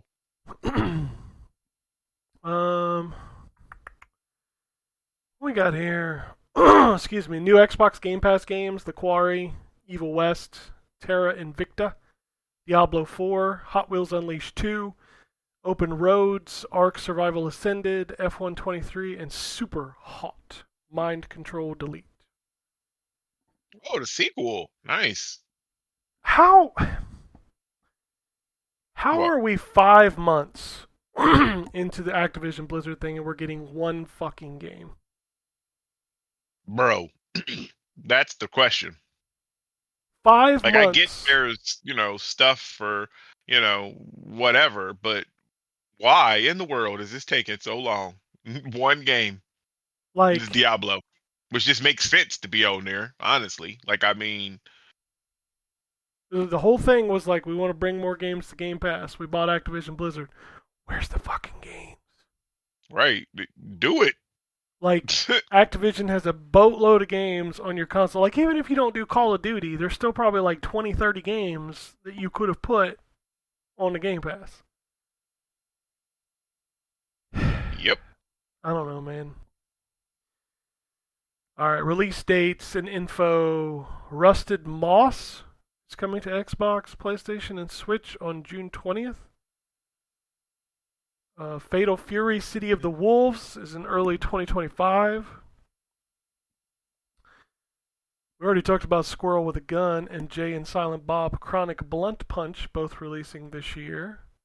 Which is awesome. Hangry, coming soon to Steam. That name just made me laugh. This name also makes me laugh. Sacre Bleu is coming to the Switch and PC this year. Whoa, what is this? Duck Detective: The Secret Salami is coming to Steam this year. Okay. Oh my Alrighty. god. It is not as exciting as you think. Well, how about this next game, Anthony? Clown Meat. That sounds like a horror title. I That mean, does. it might be a different kind of horror. You know what I'm saying? Get that clown meat. Yeah. Wild Bastards is getting a Xbox Series, PlayStation 5, and Switch version. The Stardew Valley 1.6 update is out now. Now, apparently that's huge. Yeah, Stardew Valley's a big thing. No, I mean this update even. Yeah, I know. Like, there's like a ton of shit in it. Clown Meat is a precision platformer with an emphasis on speedrunning and replayability. Maybe don't call it Clown Meat. I don't know. It's pretty accurate title. Hold on. I swear to God, if you put a clown penis in the Discord chat, I'm gonna be so upset. That looks gross. Looks like Clown Meat.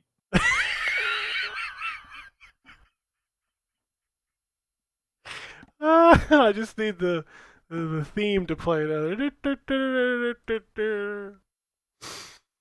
Oh. Anyway. The guys who made the Callisto Protocol, Striking Distance Studios, is announced their new game, Project Birdseye. It's a fast-action roguelike game set in the Callisto Protocol's Black Iron Prison. They're also working on a new AAA game that'll probably fail. He says probably. You're nice. Sorry. Rainbow Cotton launches on May 9th. Hi-Fi Rush out now on PS5. Sandland demo is out now. Nobody talked about that. Oh yeah, I forgot that. Oh yeah, I played that too. It's fun. Yeah, it's and I fun. watched the anime. Like I'm on board. I'm into this. Like that's a good story. I got my pre-order in. Fortnite Lego Islands Prop Hunt now available. Marvel 1943: The Rise of Hydra released a story trailer. It's out in 2025. The trailer looked good, but it's an expensive game. My goodness. Do you think it'll actually look like that when you play it? I don't. I'm sorry, I don't. I do not. No, I don't. I've been in this industry long enough to know that that's some bullshit. Yeah. I'm not saying it won't look good, but y'all remember the Watch Dogs trailer? Yep. Yeah. Yeah, that game didn't look like that at all. No. I still love that game though. Oh, I know you do. And I'm not saying this game will be bad. I don't have a lot of interest in a co-op game based around that timeline with those characters. Like, I just don't care. You know, I think I like all the Watch Dogs games. Like, I think the second one was kind of. You know what? I haven't finished the last one. Actually, I haven't finished the London one, but I like those. The first one is the best, and then Legion is the second best. But the distance between those two is so great. Gotcha. Inti Creates announced card and seal for everything. Obsidian has announced that they're bringing back Alpha Protocol to PC via GOG. Hell yes. And Y'all should play that. Final Fantasy 16 DLC The Rising Tide launches April 18th. What else we got here? Tchia is coming to Steam. Bunch of indie games were announced, including Dustborn, which is coming August 20th, The Heirloom, which is coming October, Industria 2, launching 2025, Tales of Iron 2, The Whiskers of Winter. That first game was cool, actually. I know, but fucking... I know, I laughed too. I watched the trailer. Fucking George R.R. Martin rats. Like, what is this? Right. But it's got Geralt, man, which is awesome. That's fine. Harold Halibut is coming April 16th, also coming to Game Pass. Limited Run Games is doing a physical version of Far Cry 3 Blood Dragon for Xbox and PlayStation. What was the name of that game that got the fanboys in a tizzy this week? The Souls game. It got Jim Cat all upset that no games are coming to Xbox, even though... fuck Jim Cat. Jim Cat's still crying. I don't know if you know that. He's still going. Jim Cat needs to really go outside and touch grass. I don't even know real who that bad. is. Yeah, you do. We're just using a pseudonym. Gotcha. Yeah, okay. Damn it. Okay. I don't give him no free airtime because fuck that guy. I feel it. Yeah, fuck that guy. Yeah, okay, yeah. It's that I forget what the game was called. I can see the picture of it in my head. It's a Souls game, is what it is. Yeah. And the reason this caught wind is because this game was promoted by ID at Xbox, and then they were like, well, we're gonna cancel that version so we can focus on the PS5 and the PC. I'm like, oh, we pulling this Quantum Error shit, huh? Yep. Y'all just want to rile up people and then get them on your side for Souls game number 4,672. Gotcha. Yep. I can't wait for the post about, it's just the Xbox was so limited, but on PlayStation, look at this awesome thing that we can do here. Oh my god. Didn't they announce a new game? Or a sequel? The Quantum Error niggas? Yeah, it's called Quantum something. I don't know. Quantum pile of shit. I don't know. Yeah, it was like a sword or something. I was like, get the fuck out of here. Anyways, go ahead. Dude, that first game was so bad. And I don't know. Man, you know what? Maybe this one will be better. Because the thought would be that you would improve. So maybe this one, No. Okay. No. Sorry, I just have no qualm. It's like shitting on people who take advantage of a fan base that is just toxic. Yeah, 100%. Like, you fanboys are toxic, and you leaned into that, and that just gross. Yep.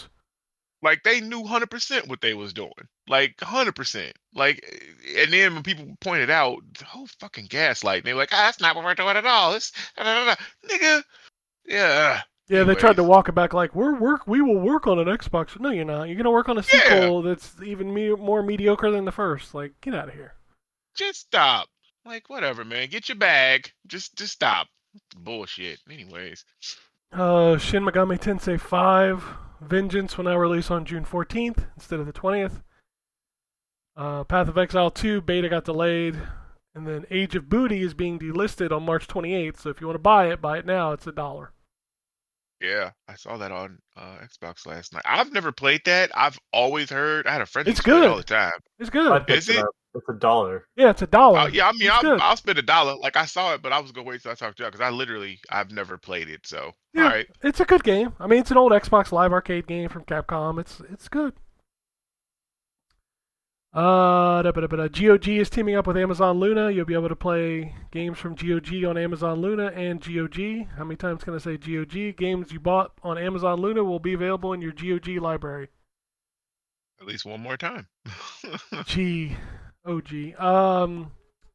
Steam Family Update. You can now invite up to 5 family members to join your family group. If you join a family, you gain access to shareable games in your family. If the family owns 2 copies of Portal 2, as an example, 2 people in the family can play it at the same time. Oh my god. That's kind of cool. Really? If you own 2 copies, 2 people can play it? No. Not that part. They expanded it out because this is crazy because I don't understand because they have this now, family sharing, because I use it. So I think my wife and I think my son uses my stuff. So the caveat is, unlike Xbox, when you do the home Xbox thing, you can't play the game at the same time.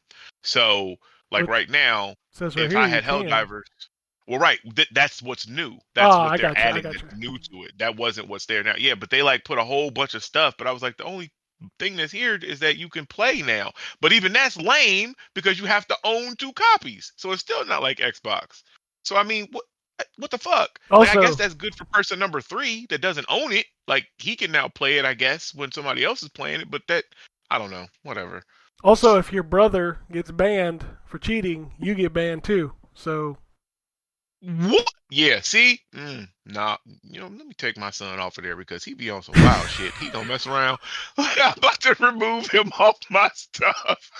yeah. Oh, The character designer for a lot of the Tales games, Mitsumi Inomata, has passed away at the age of 63. I don't know if y'all know this, but us OG game people were getting old.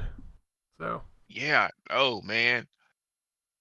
Balatro is coming to iPhone, I guess, which that should be huge.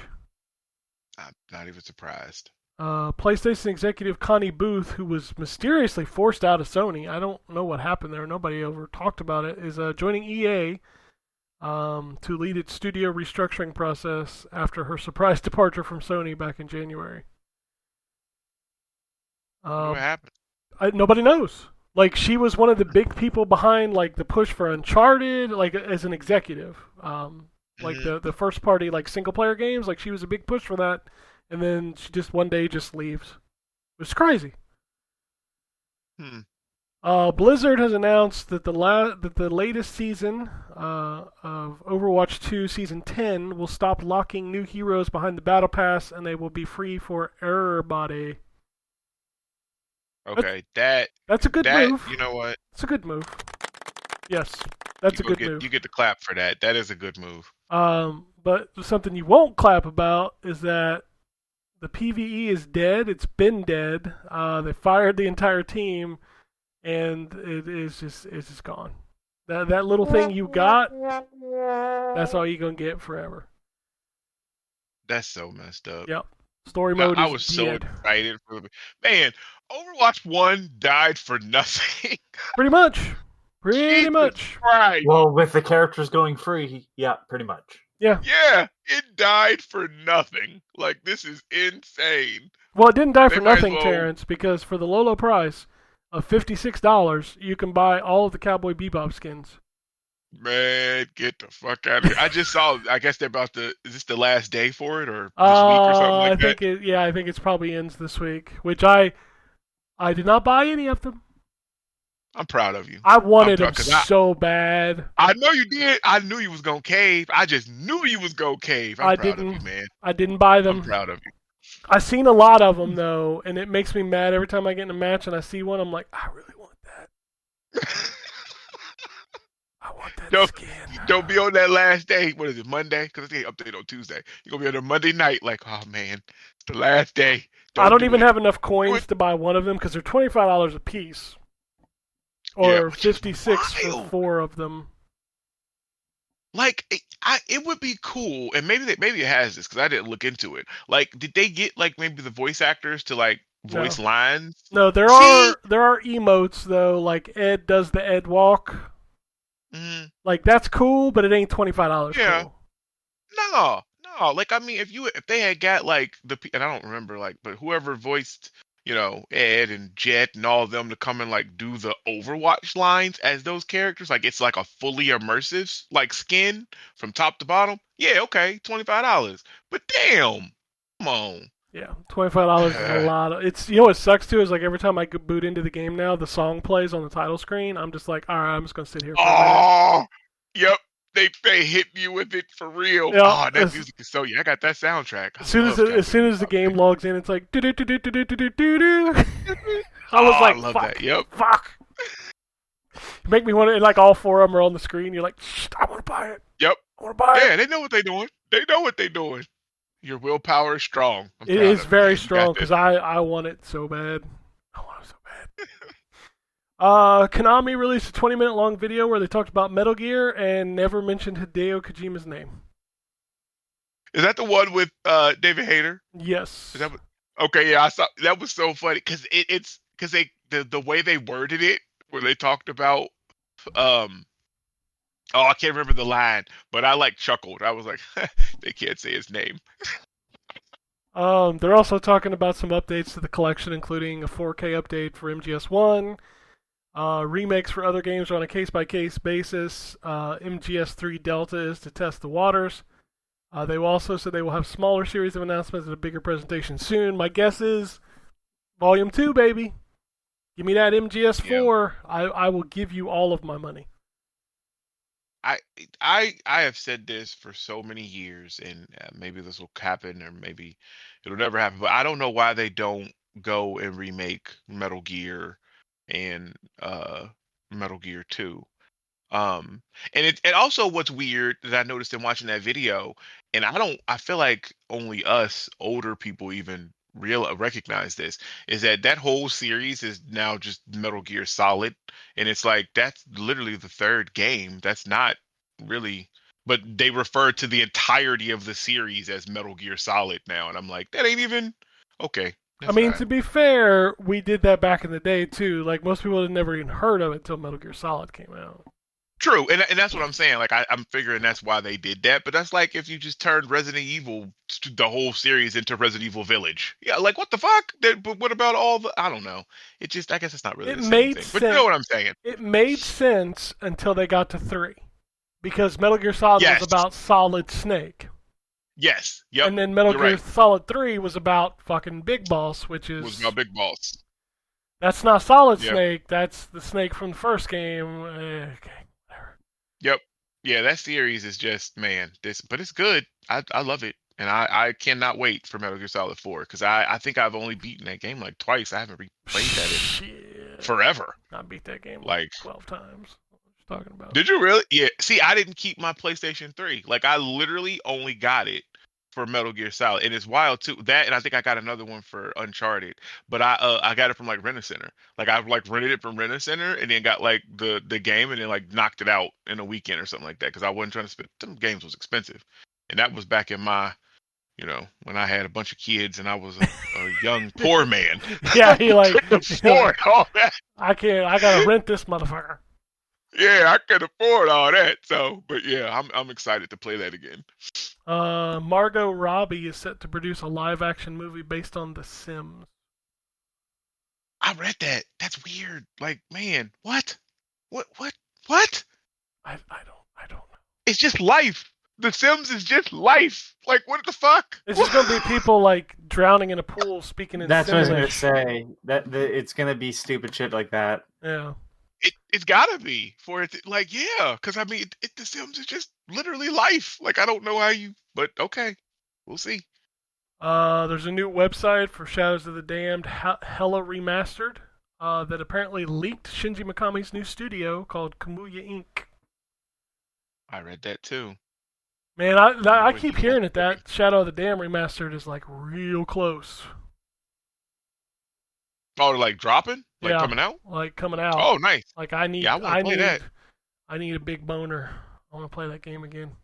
That game. Oh, you know what? Speaking of that's the other game that I started because it's on Game Pass. No More Heroes 3. That game is wild, but a lot of fun. That game. I'm digging it. That game gets real repetitive real fast. Oh, really? Real fast. Once you get to the second area, the like when you cross the bridge into the new area, you start feeling it. It's the highlight of that game is the boss fights, but you gotta grind like a motherfucker to get to them.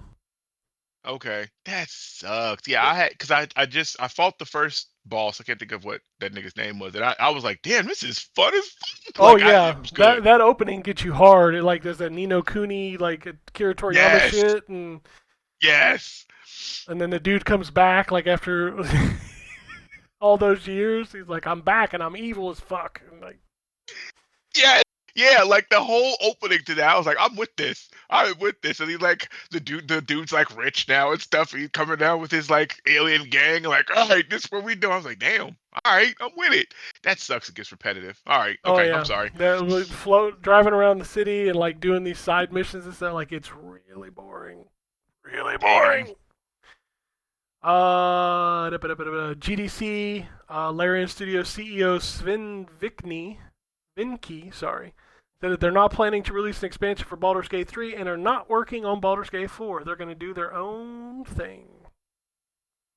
I figured as much. Honestly, they spent a lot of time because it was in early access for like 2 years, 2 to 3 years. It's like 4 years, I think, total is how long it took them to work on that game. Yeah, so I figured they were probably gonna move on. They put a lot in that game. I mean, so. All right. What else has happened since this was written up? Baldur's Gate 3 sold over 15 million copies. Not surprised. Xbox and Toys for Bob has reportedly reached an agreement for their first independent game. So that's pretty cool. Mm-hmm. Yeah, here's the other one I saw. Final Fantasy IX Remake is apparently coming, and it's coming to everything. That was the news in that, was that it is coming to Xbox. What? Swear to God, they hate Squall, man. That's fine. Whatever. God dang. I mean, I hate Squall. I know. Everybody does. I like 8. I don't know. 9 is good, though, but damn. All right. That's all the news I got, unless you want a Jim Ryan bobblehead. I saw that. No, I'm good. I'm okay. But I got a bunch of emails. Hold on, let me pull this up. I was kind of shocked when I opened the inbox. I'm like, God damn, there's a lot of emails in here. All right. There's the sound. That's why I don't keep the email running the whole time. First email comes from Blue Skies, and it's called The Redacted. It says, hello, girls. Come on, man. That joke's not funny.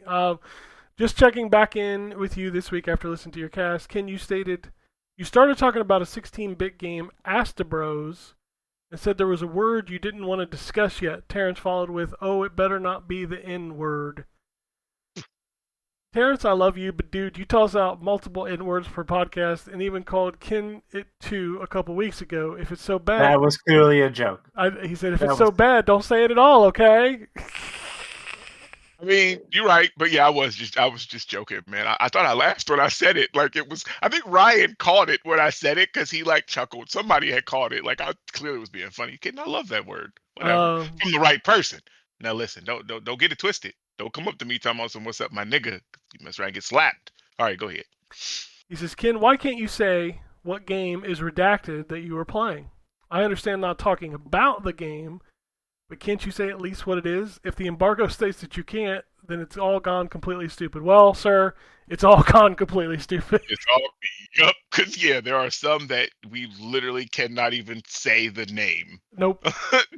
Yeah.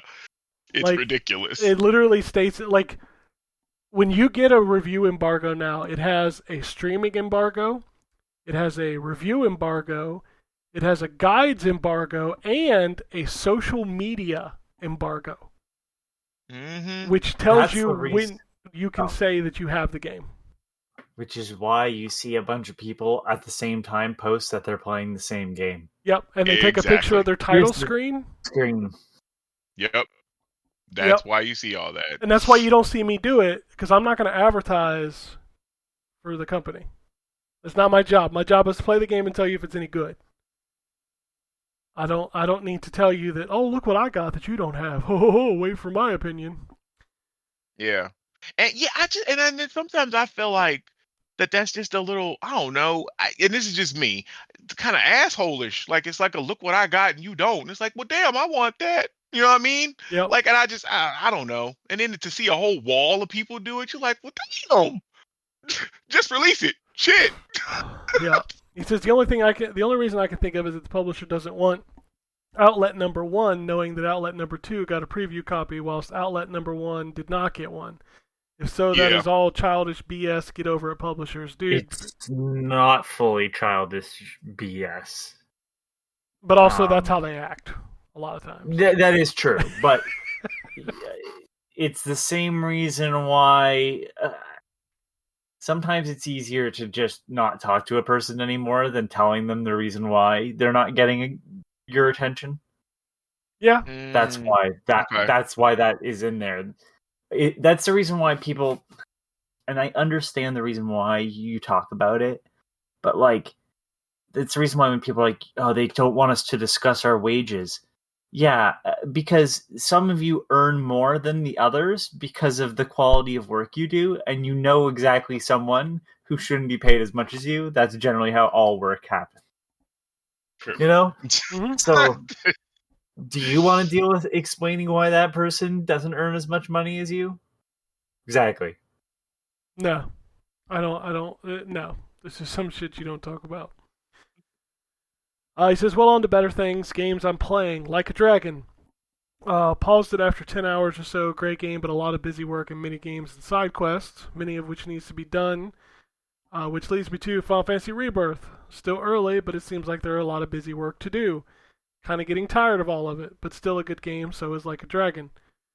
King Arthur, A Knight's Tale, much like Divinity Original Sin 2 and Baldur's Gate 3, very gritty. We'll be looking forward to getting back into it.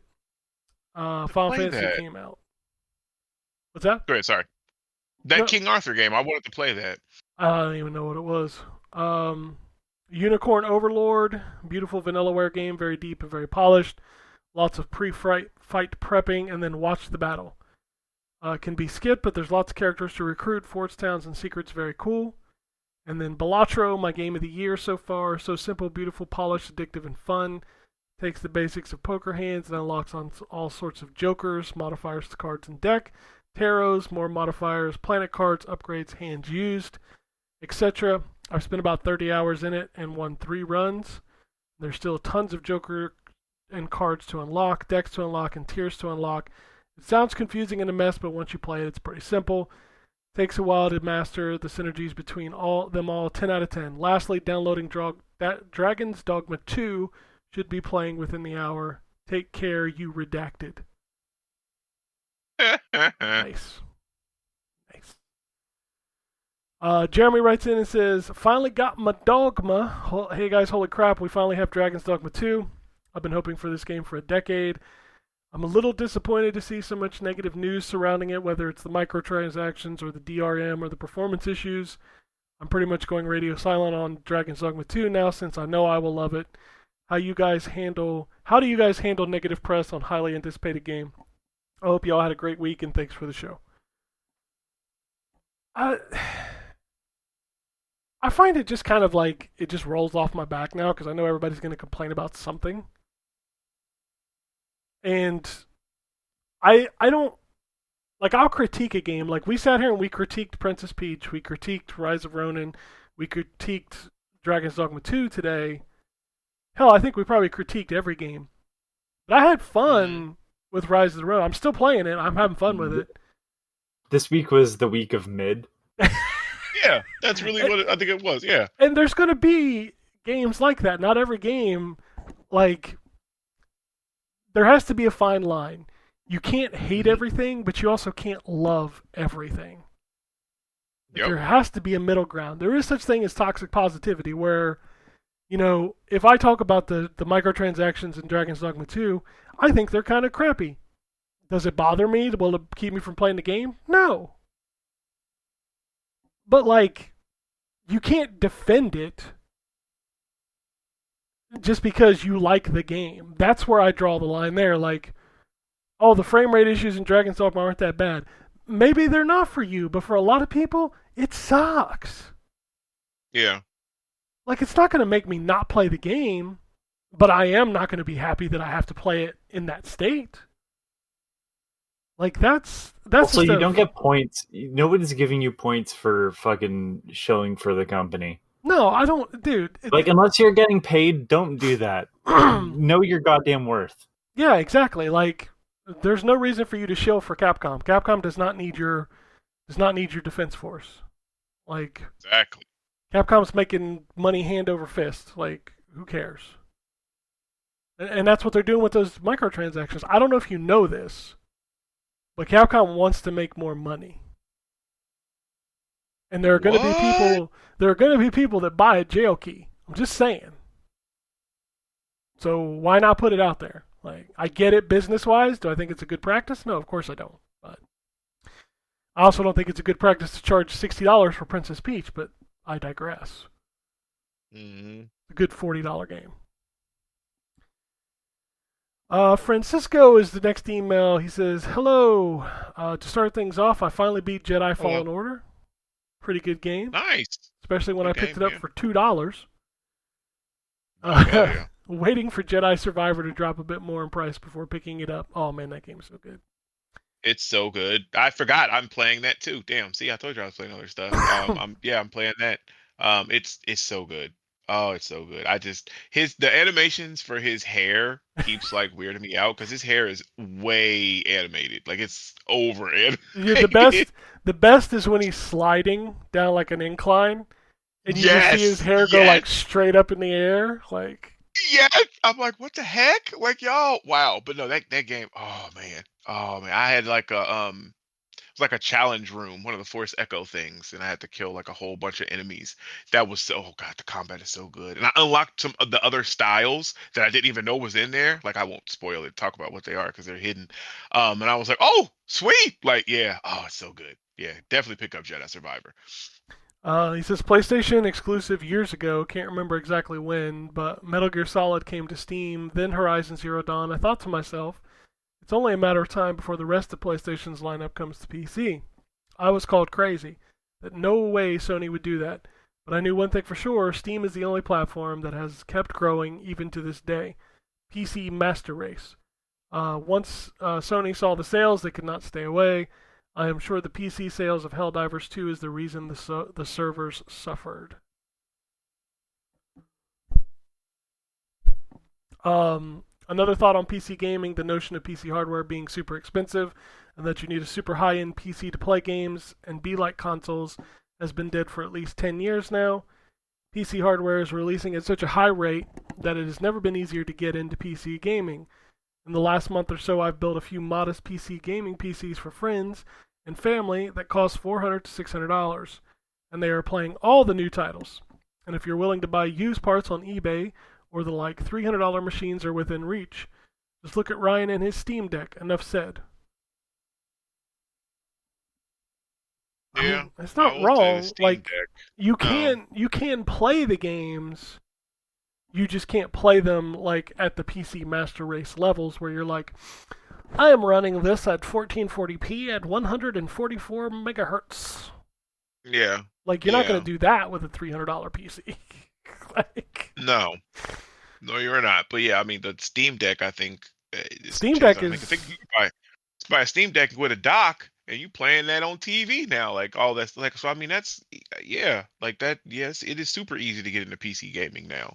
It is. It is. I just don't want to deal with all the tweaking and like I have to turn this setting off and that's it. Like I saw a bunch of people having issues with Dragon's Dogma this week of it like crashing and they're like, I had to go in and modify my INI file. I was like, that right there is where I check the fuck out. That same. That was all the shit that I would do in my youth. Like I could do all that, go in files and mess with stuff and do. Nah, that's why mainly, and I'm like you in that regard. That's why I mainly console game because you just put it in and it goes. Like I don't have to have like I had to fiddle with my settings and watch that YouTube video that Jay sent me to get Helldivers to finally work right because I had it like it was okay, but I was having little like stuttering issues and shit. Now it's cool. Like I don't want to have to do that. I just want to open the game and play. Like, whew, Lord. Yeah, it's a lot. And like, when I do that kind of stuff, which is like with emulation, I end up not even like playing the game at that point. Right. Like, That was the game. yeah, Figuring out how to make it look good. like how did I get this file into here and then like change this setting so that this runs with this right shader, and then like I boot it up and like do half a second of gameplay. I'm like, wow, that looks pretty good. Quit. Yep. That's terrible, but I do that all the time. Lastly, I know I might be the exception, but everything I buy, especially when it comes to media, music, movies, shows, etc., I like to really own.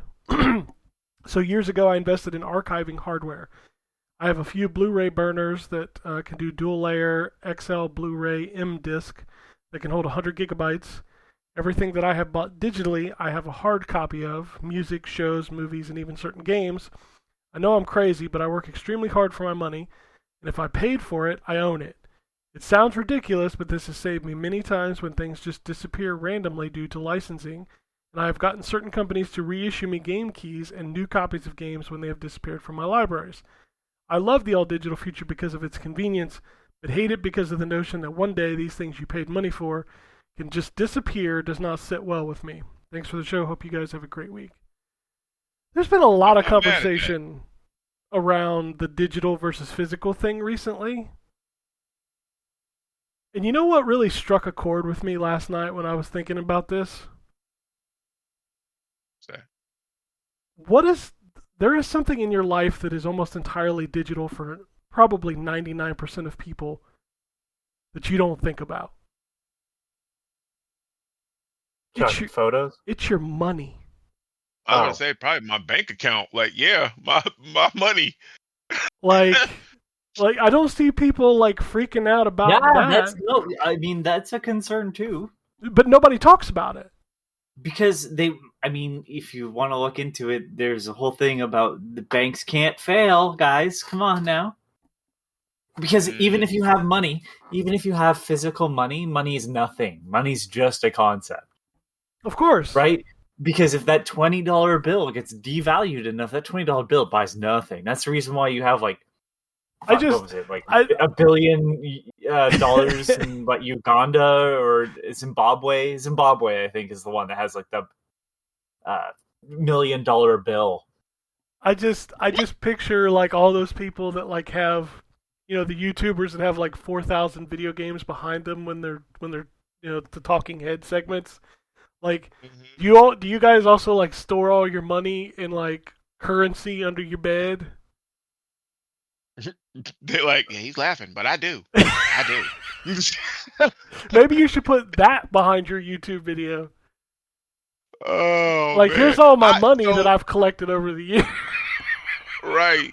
I do feel a dude when he says like he has the physical stuff, because there's some stuff like that I've bought the physical for, and now it's like only digital, but I can't prove that I owned it before because I no longer have that physical stuff. Like Guild Wars 2 is one that I actually, that was a back and forth. Took me 6 months to get my account back. Had I had the disc and stuff, the case from back in the day, I could have easily proved that I owned it. So I feel him, I guess, on that regard, like stuff like that, where he was able to get them to get him, some new stuff. But then on the same tip, I'm over there with you, where like if my money is digital, I just, whatever.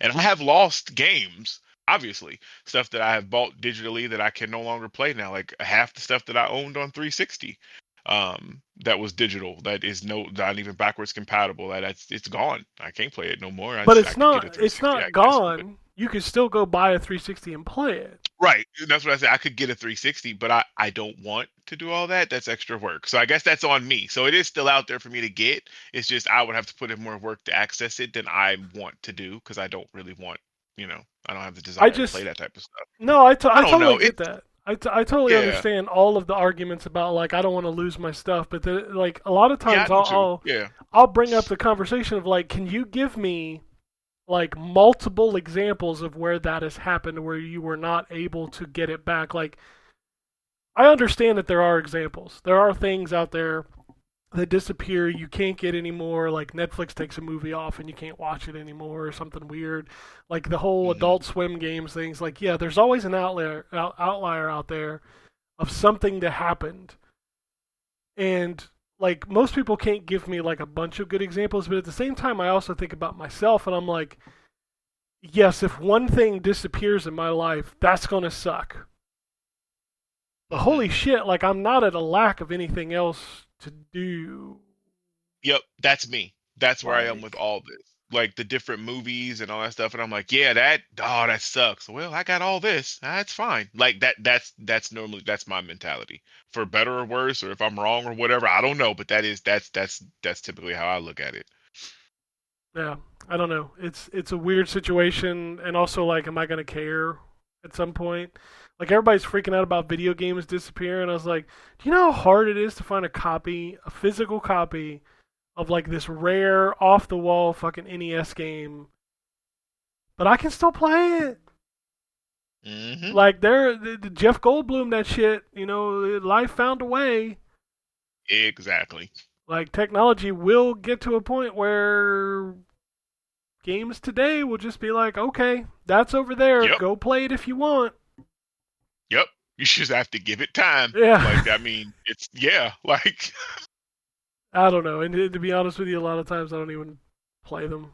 Like, I boot them up, and there's exceptions. Hey, I play through Mega Man, I play through Link to the Past, but like those other 677 NES games, I probably will never play through again. I'm just saying.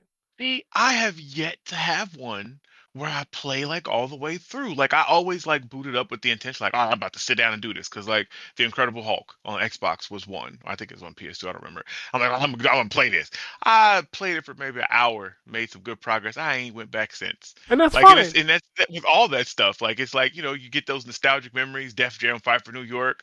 Do Ludacris's finishing move. It's like, oh, this game was good, and then you're done. You know what I mean? Like it's, I don't know. And that's fine. Like that's I don't. This is also another myth out there. I don't know if you know this part. You don't have to beat every game you play. You can just play till you're done having fun and then be done. Facts. That's Facts. okay. That's perfectly okay. Like there's nothing that I know. Some people are like, "Well, I spent $70 on this. I got to beat it." Like then you just gonna hate it if you are not having fun after like 20 hours or something. I don't know. Anyway, let's move on to the last email, which is entitled "Underwear?" Question mark. This is from Kurt. He says, "Is Sony offering a more expensive product with more capability, quote, fleecing their customers?" as Terrence stated, and various others on the show agreed with numerous times last week. As someone who bought the PS4 Pro day one, I was planning to do the same with the PS5 Pro, but based on Digital Foundry's analysis of the leaked specs, I don't think I will at this time.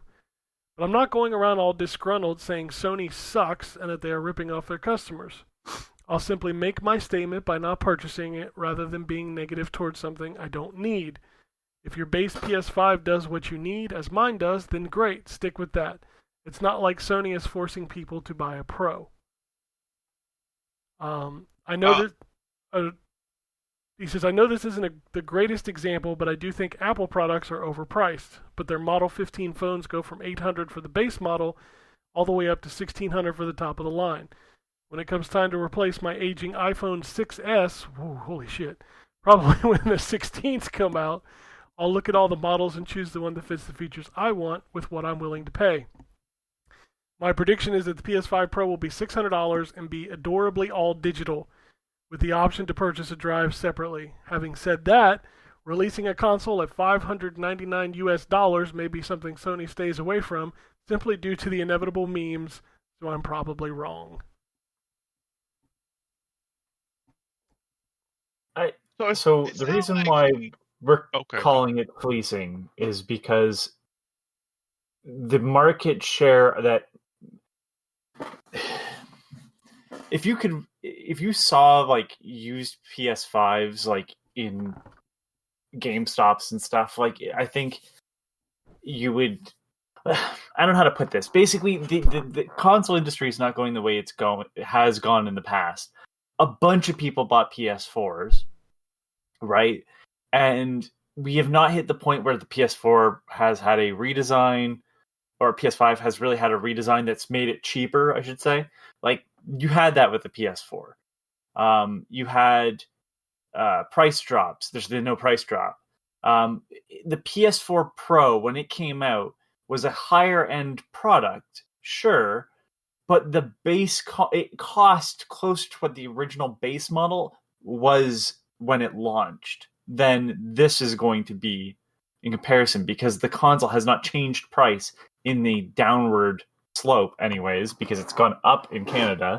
So yeah, it kind of feels like fleecing. It's going for the market that already has a console and not making a definitive change like putting out a PS6. Like it's essentially an attempt to grab more money when I would argue a lot of the games don't use what the PS5 has to offer.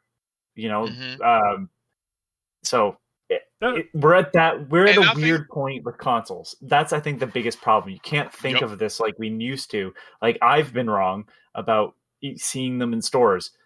To me, I just don't think a lot of people are getting rid of PS5s. I just don't think a lot of people are buying them and then playing a bunch of games like we are. Well, and I don't have one.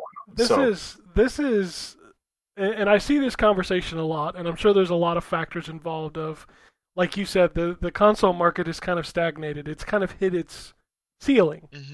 But another big thing about this generation is that it, and Anthony's been on this since day one, it doesn't feel like it did in the past. Like, there has not been enough games that are fully taking advantage of these consoles 4 years into their life that have made it feel like a huge leap.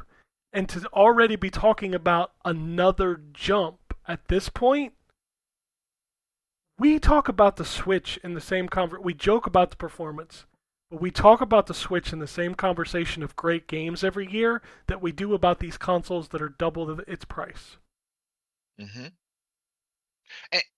And the other thing why I kind of look at it as fleecing, and everything that y'all said is true, and this just kind of goes along with it, is if you remember back when we had the PS4 Pro and even the, what was theirs called, Xbox One X, the One X, it did something that the other consoles were not able to do at the time, right? So that was when we started to get the 60 frames per second and stuff, right? If I remember correctly, is that what I think? Like, we got better frames, we got some better graphics and stuff like that. But it was moving toward this next gen stuff to where we can do all this 120 and all this other crazy stuff. With this PS5 Pro, based on the specs, it's not doing anything like that. Like, we're not going to run Dragon's Dogma 2 at 60 frames per second at 4K. Like, what is the use for this? Like, it's really, like you said, they're selling it to people that already have a PS5 and are already in this market. Like, oh, well, I want, I'll take this little extra few drops of power. That's cool. Like, and that's why it feels like it's fleecing. It's not doing anything super new, or even on the path of, well, I guess unless you look at their Ghost engine or PlayStation Spectral Spook engine, whatever the fuck it's called, spectral resolution thing. It's doing that, whatever the fuck it does. But I don't know, it just feels weird. Like, and even everything y'all said is how I feel. It just feels weird. Like, it's not the time for a mid-gen refresh. I think if the price had been dropped on the base model, even somewhat, I'd feel better. I think it would be easier to swallow. That would make more sense. At least it would make sense to have a new model of the console out to, like, to some extent.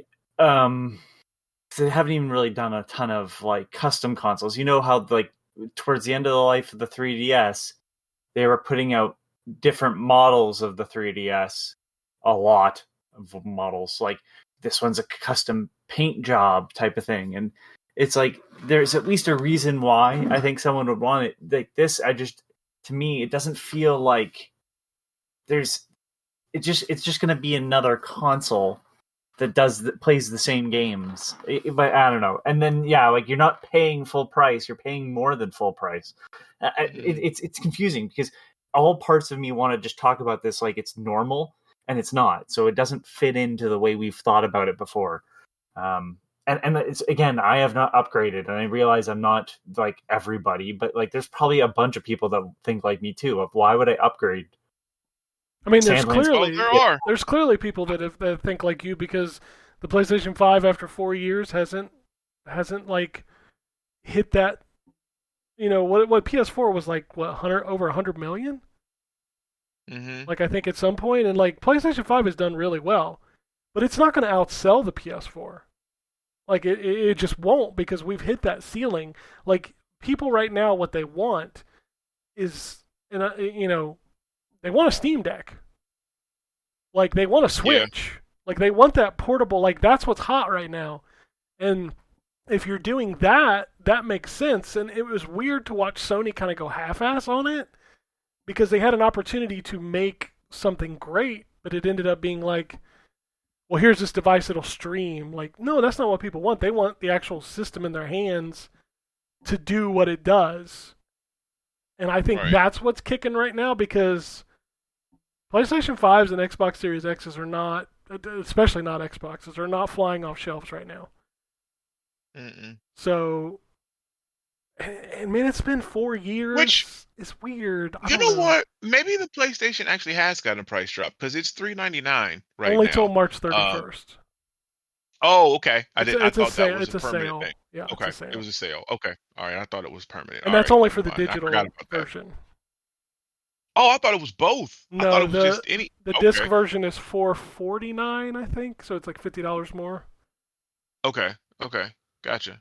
Well, yeah, and you know what? To the other point he made, I don't think that, and I know I can speak for me, but I feel like I don't think any of us were trying to dissuade anyone from buying a PlayStation 5 Pro. We were just kind of saying where we were landing on it. Like I'm not. I think Ken said, yuck, somebody's yum or whatever. We have a different way of saying that. That's a little vulgar, but anyways, like yeah, it's like yeah, you got do what you want. Like I mean, I spend your money however you want. You earn it, whatever.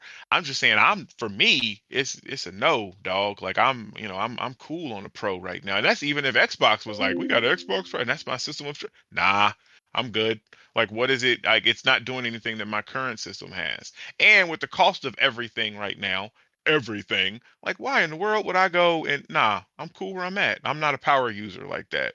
Not No, anymore, I guess. I no. was in Like my Also, youth, but I not bought, anymore. I bought the Pro consoles last generation because I felt like I it did too. gave me something that I didn't have with the base PS4 and the base, especially the base Yep. Xbox One. That thing was terrible. Um, Yes. Yeah. but like Loading times, all that stuff we got from it. Yeah. my PS5 is still great. My Series X still great. Like I don't feel the need to upgrade them right now because I don't feel, and maybe I'll get flack for this. I don't feel like there's a game that's really fully taken advantage of it. And like you can joke about things like Dragon's Dogma 2 that are running at 30 frames a second and Gotham Knights that are running. You know what's causing that? It's fucking ray tracing, man. Yep.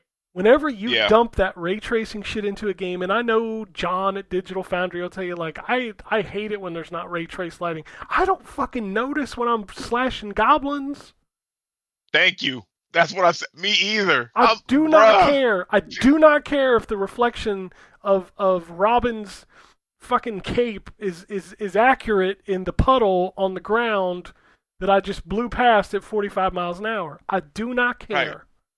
Yep. And if that's what you're looking at, what are you playing the game for? Like, what in the world? And Like, if you take that out and you can run that shit at a solid 60 frames a second, I will take that all day. And these new consoles, you know what they're going to do? They're going to add more ray tracing with a 10% Yep. boost in CPU and probably run slower than the base ones.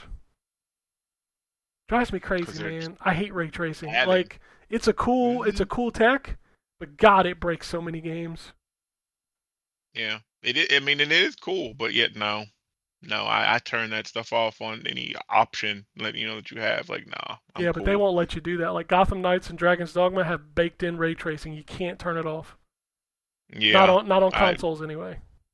I was going to say, you have to do the PC version. Because, yeah, managed to play Gotham Knights on PC at 60 frames and stuff. And, oh, man.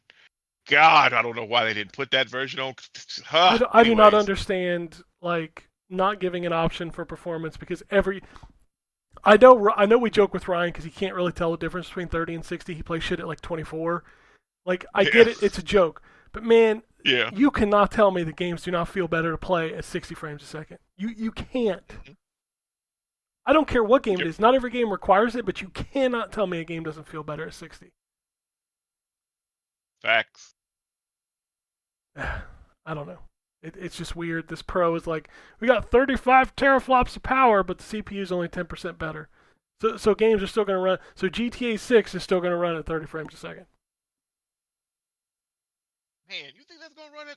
Oh, GTA is 100% really? going to run at 30 frames a second. I You know what? guarantee you Yeah, that game if is. Dragon's Dogma's running, yeah, it is. Damn. Yeah. Well, GTA I was already probably was. designed at 30 frames a second. That's just what it is. Anyway, one tweet and then that's it. David tweets in and says, currently on a road trip from Indiana to Florida. Do you guys go on road trips, maybe from the nostalgia, but look forward to and love the drive? I don't anymore. Right now. Yeah, I used to when I was younger. We used to go. We had family in Alabama, and we used to take road trips to Alabama. That was always fun, stopping at the different places along the way and stuff. But we haven't like taken like huge road trips with my kids. Like they not, we don't do that. I love taking road trips. We just don't do it. Like it's just not a Gotcha. thing we do. So, but yeah, in my earlier years, yes, I took a lot of road trips, and you're right. Like stopping at some shitty gas station or some shitty fast food restaurant as you're driving, that shit's fun. Mm-hmm. Yep. Staying at nasty hotels though, maybe not so much fun. Not so much that. Oh God. That no, but But anyway, that's all I got. Unless y'all got anything else you want to talk about. I started watching that new Netflix show last night. What was it called? Three Body Problem? what is that about? It's I don't know yet. Like apparently the premise is like physics don't work the way they should. Like some shit's Okay. happening. I don't know if it's like aliens or some shit. I don't know. It's wild. You have to let me know. That sounds interesting. It's All made. right. It's developed by TV by the guys that did Game of Thrones. Oh, you know what? I've seen their name on a bunch of different shows here lately. It's based off a Chinese book, I believe.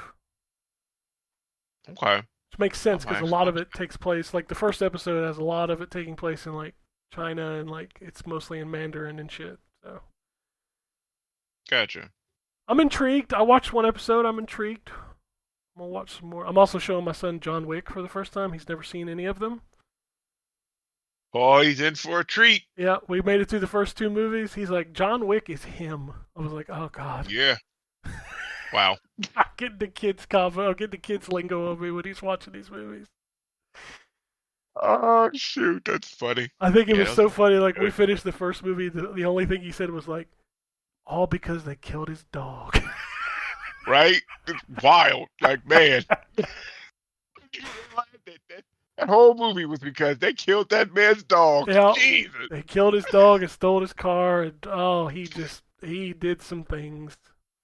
Oh man.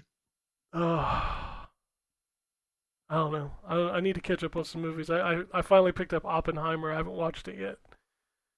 It's on Peacock. I haven't watched. I don't want to. I don't It's like. hard for me to say I'm gonna dedicate 3 hours. Yes. Like I saw the runtime and I was like, "Are you serious?" That's Like, why I haven't watched the new Avatar movie yet either, because Anthony wants me to get gymmed. I ain't watching that. Nah, I'm cool. I Nah, like no, the I'm first good. one. It's fine. It's fine. It's fine. But like, tell me what you like that you can't get somewhere else. That's what I'm saying. That's why I ain't watching it. I need a live action Smurfs movie. Is what I need. There are ones. There are. I think there's two. But are they like Two. CGI or are they like real people? Uh, I need want like a to say real. CGI. I it's need real people but Smurfs. That's what I need. Hold on. They're CGI in the world of real people. yeah, that's what it is. I It's know. that I type need. of I need real Smurfs. Well, technically, okay.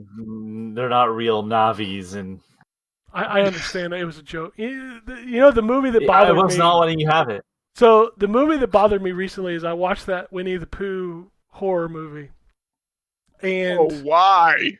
dude, I love schlock. I love horror schlock. I just Okay. literally bought I got like the Leprechaun series, the entire series, because I love that kind of schlock. Yeah, those are yeah. But what bothers me about that movie is like it starts off with a really interesting concept, But what I can't get past in that movie is that they're supposed to be the animals, right? Like literally supposed to be the animals, Hmm.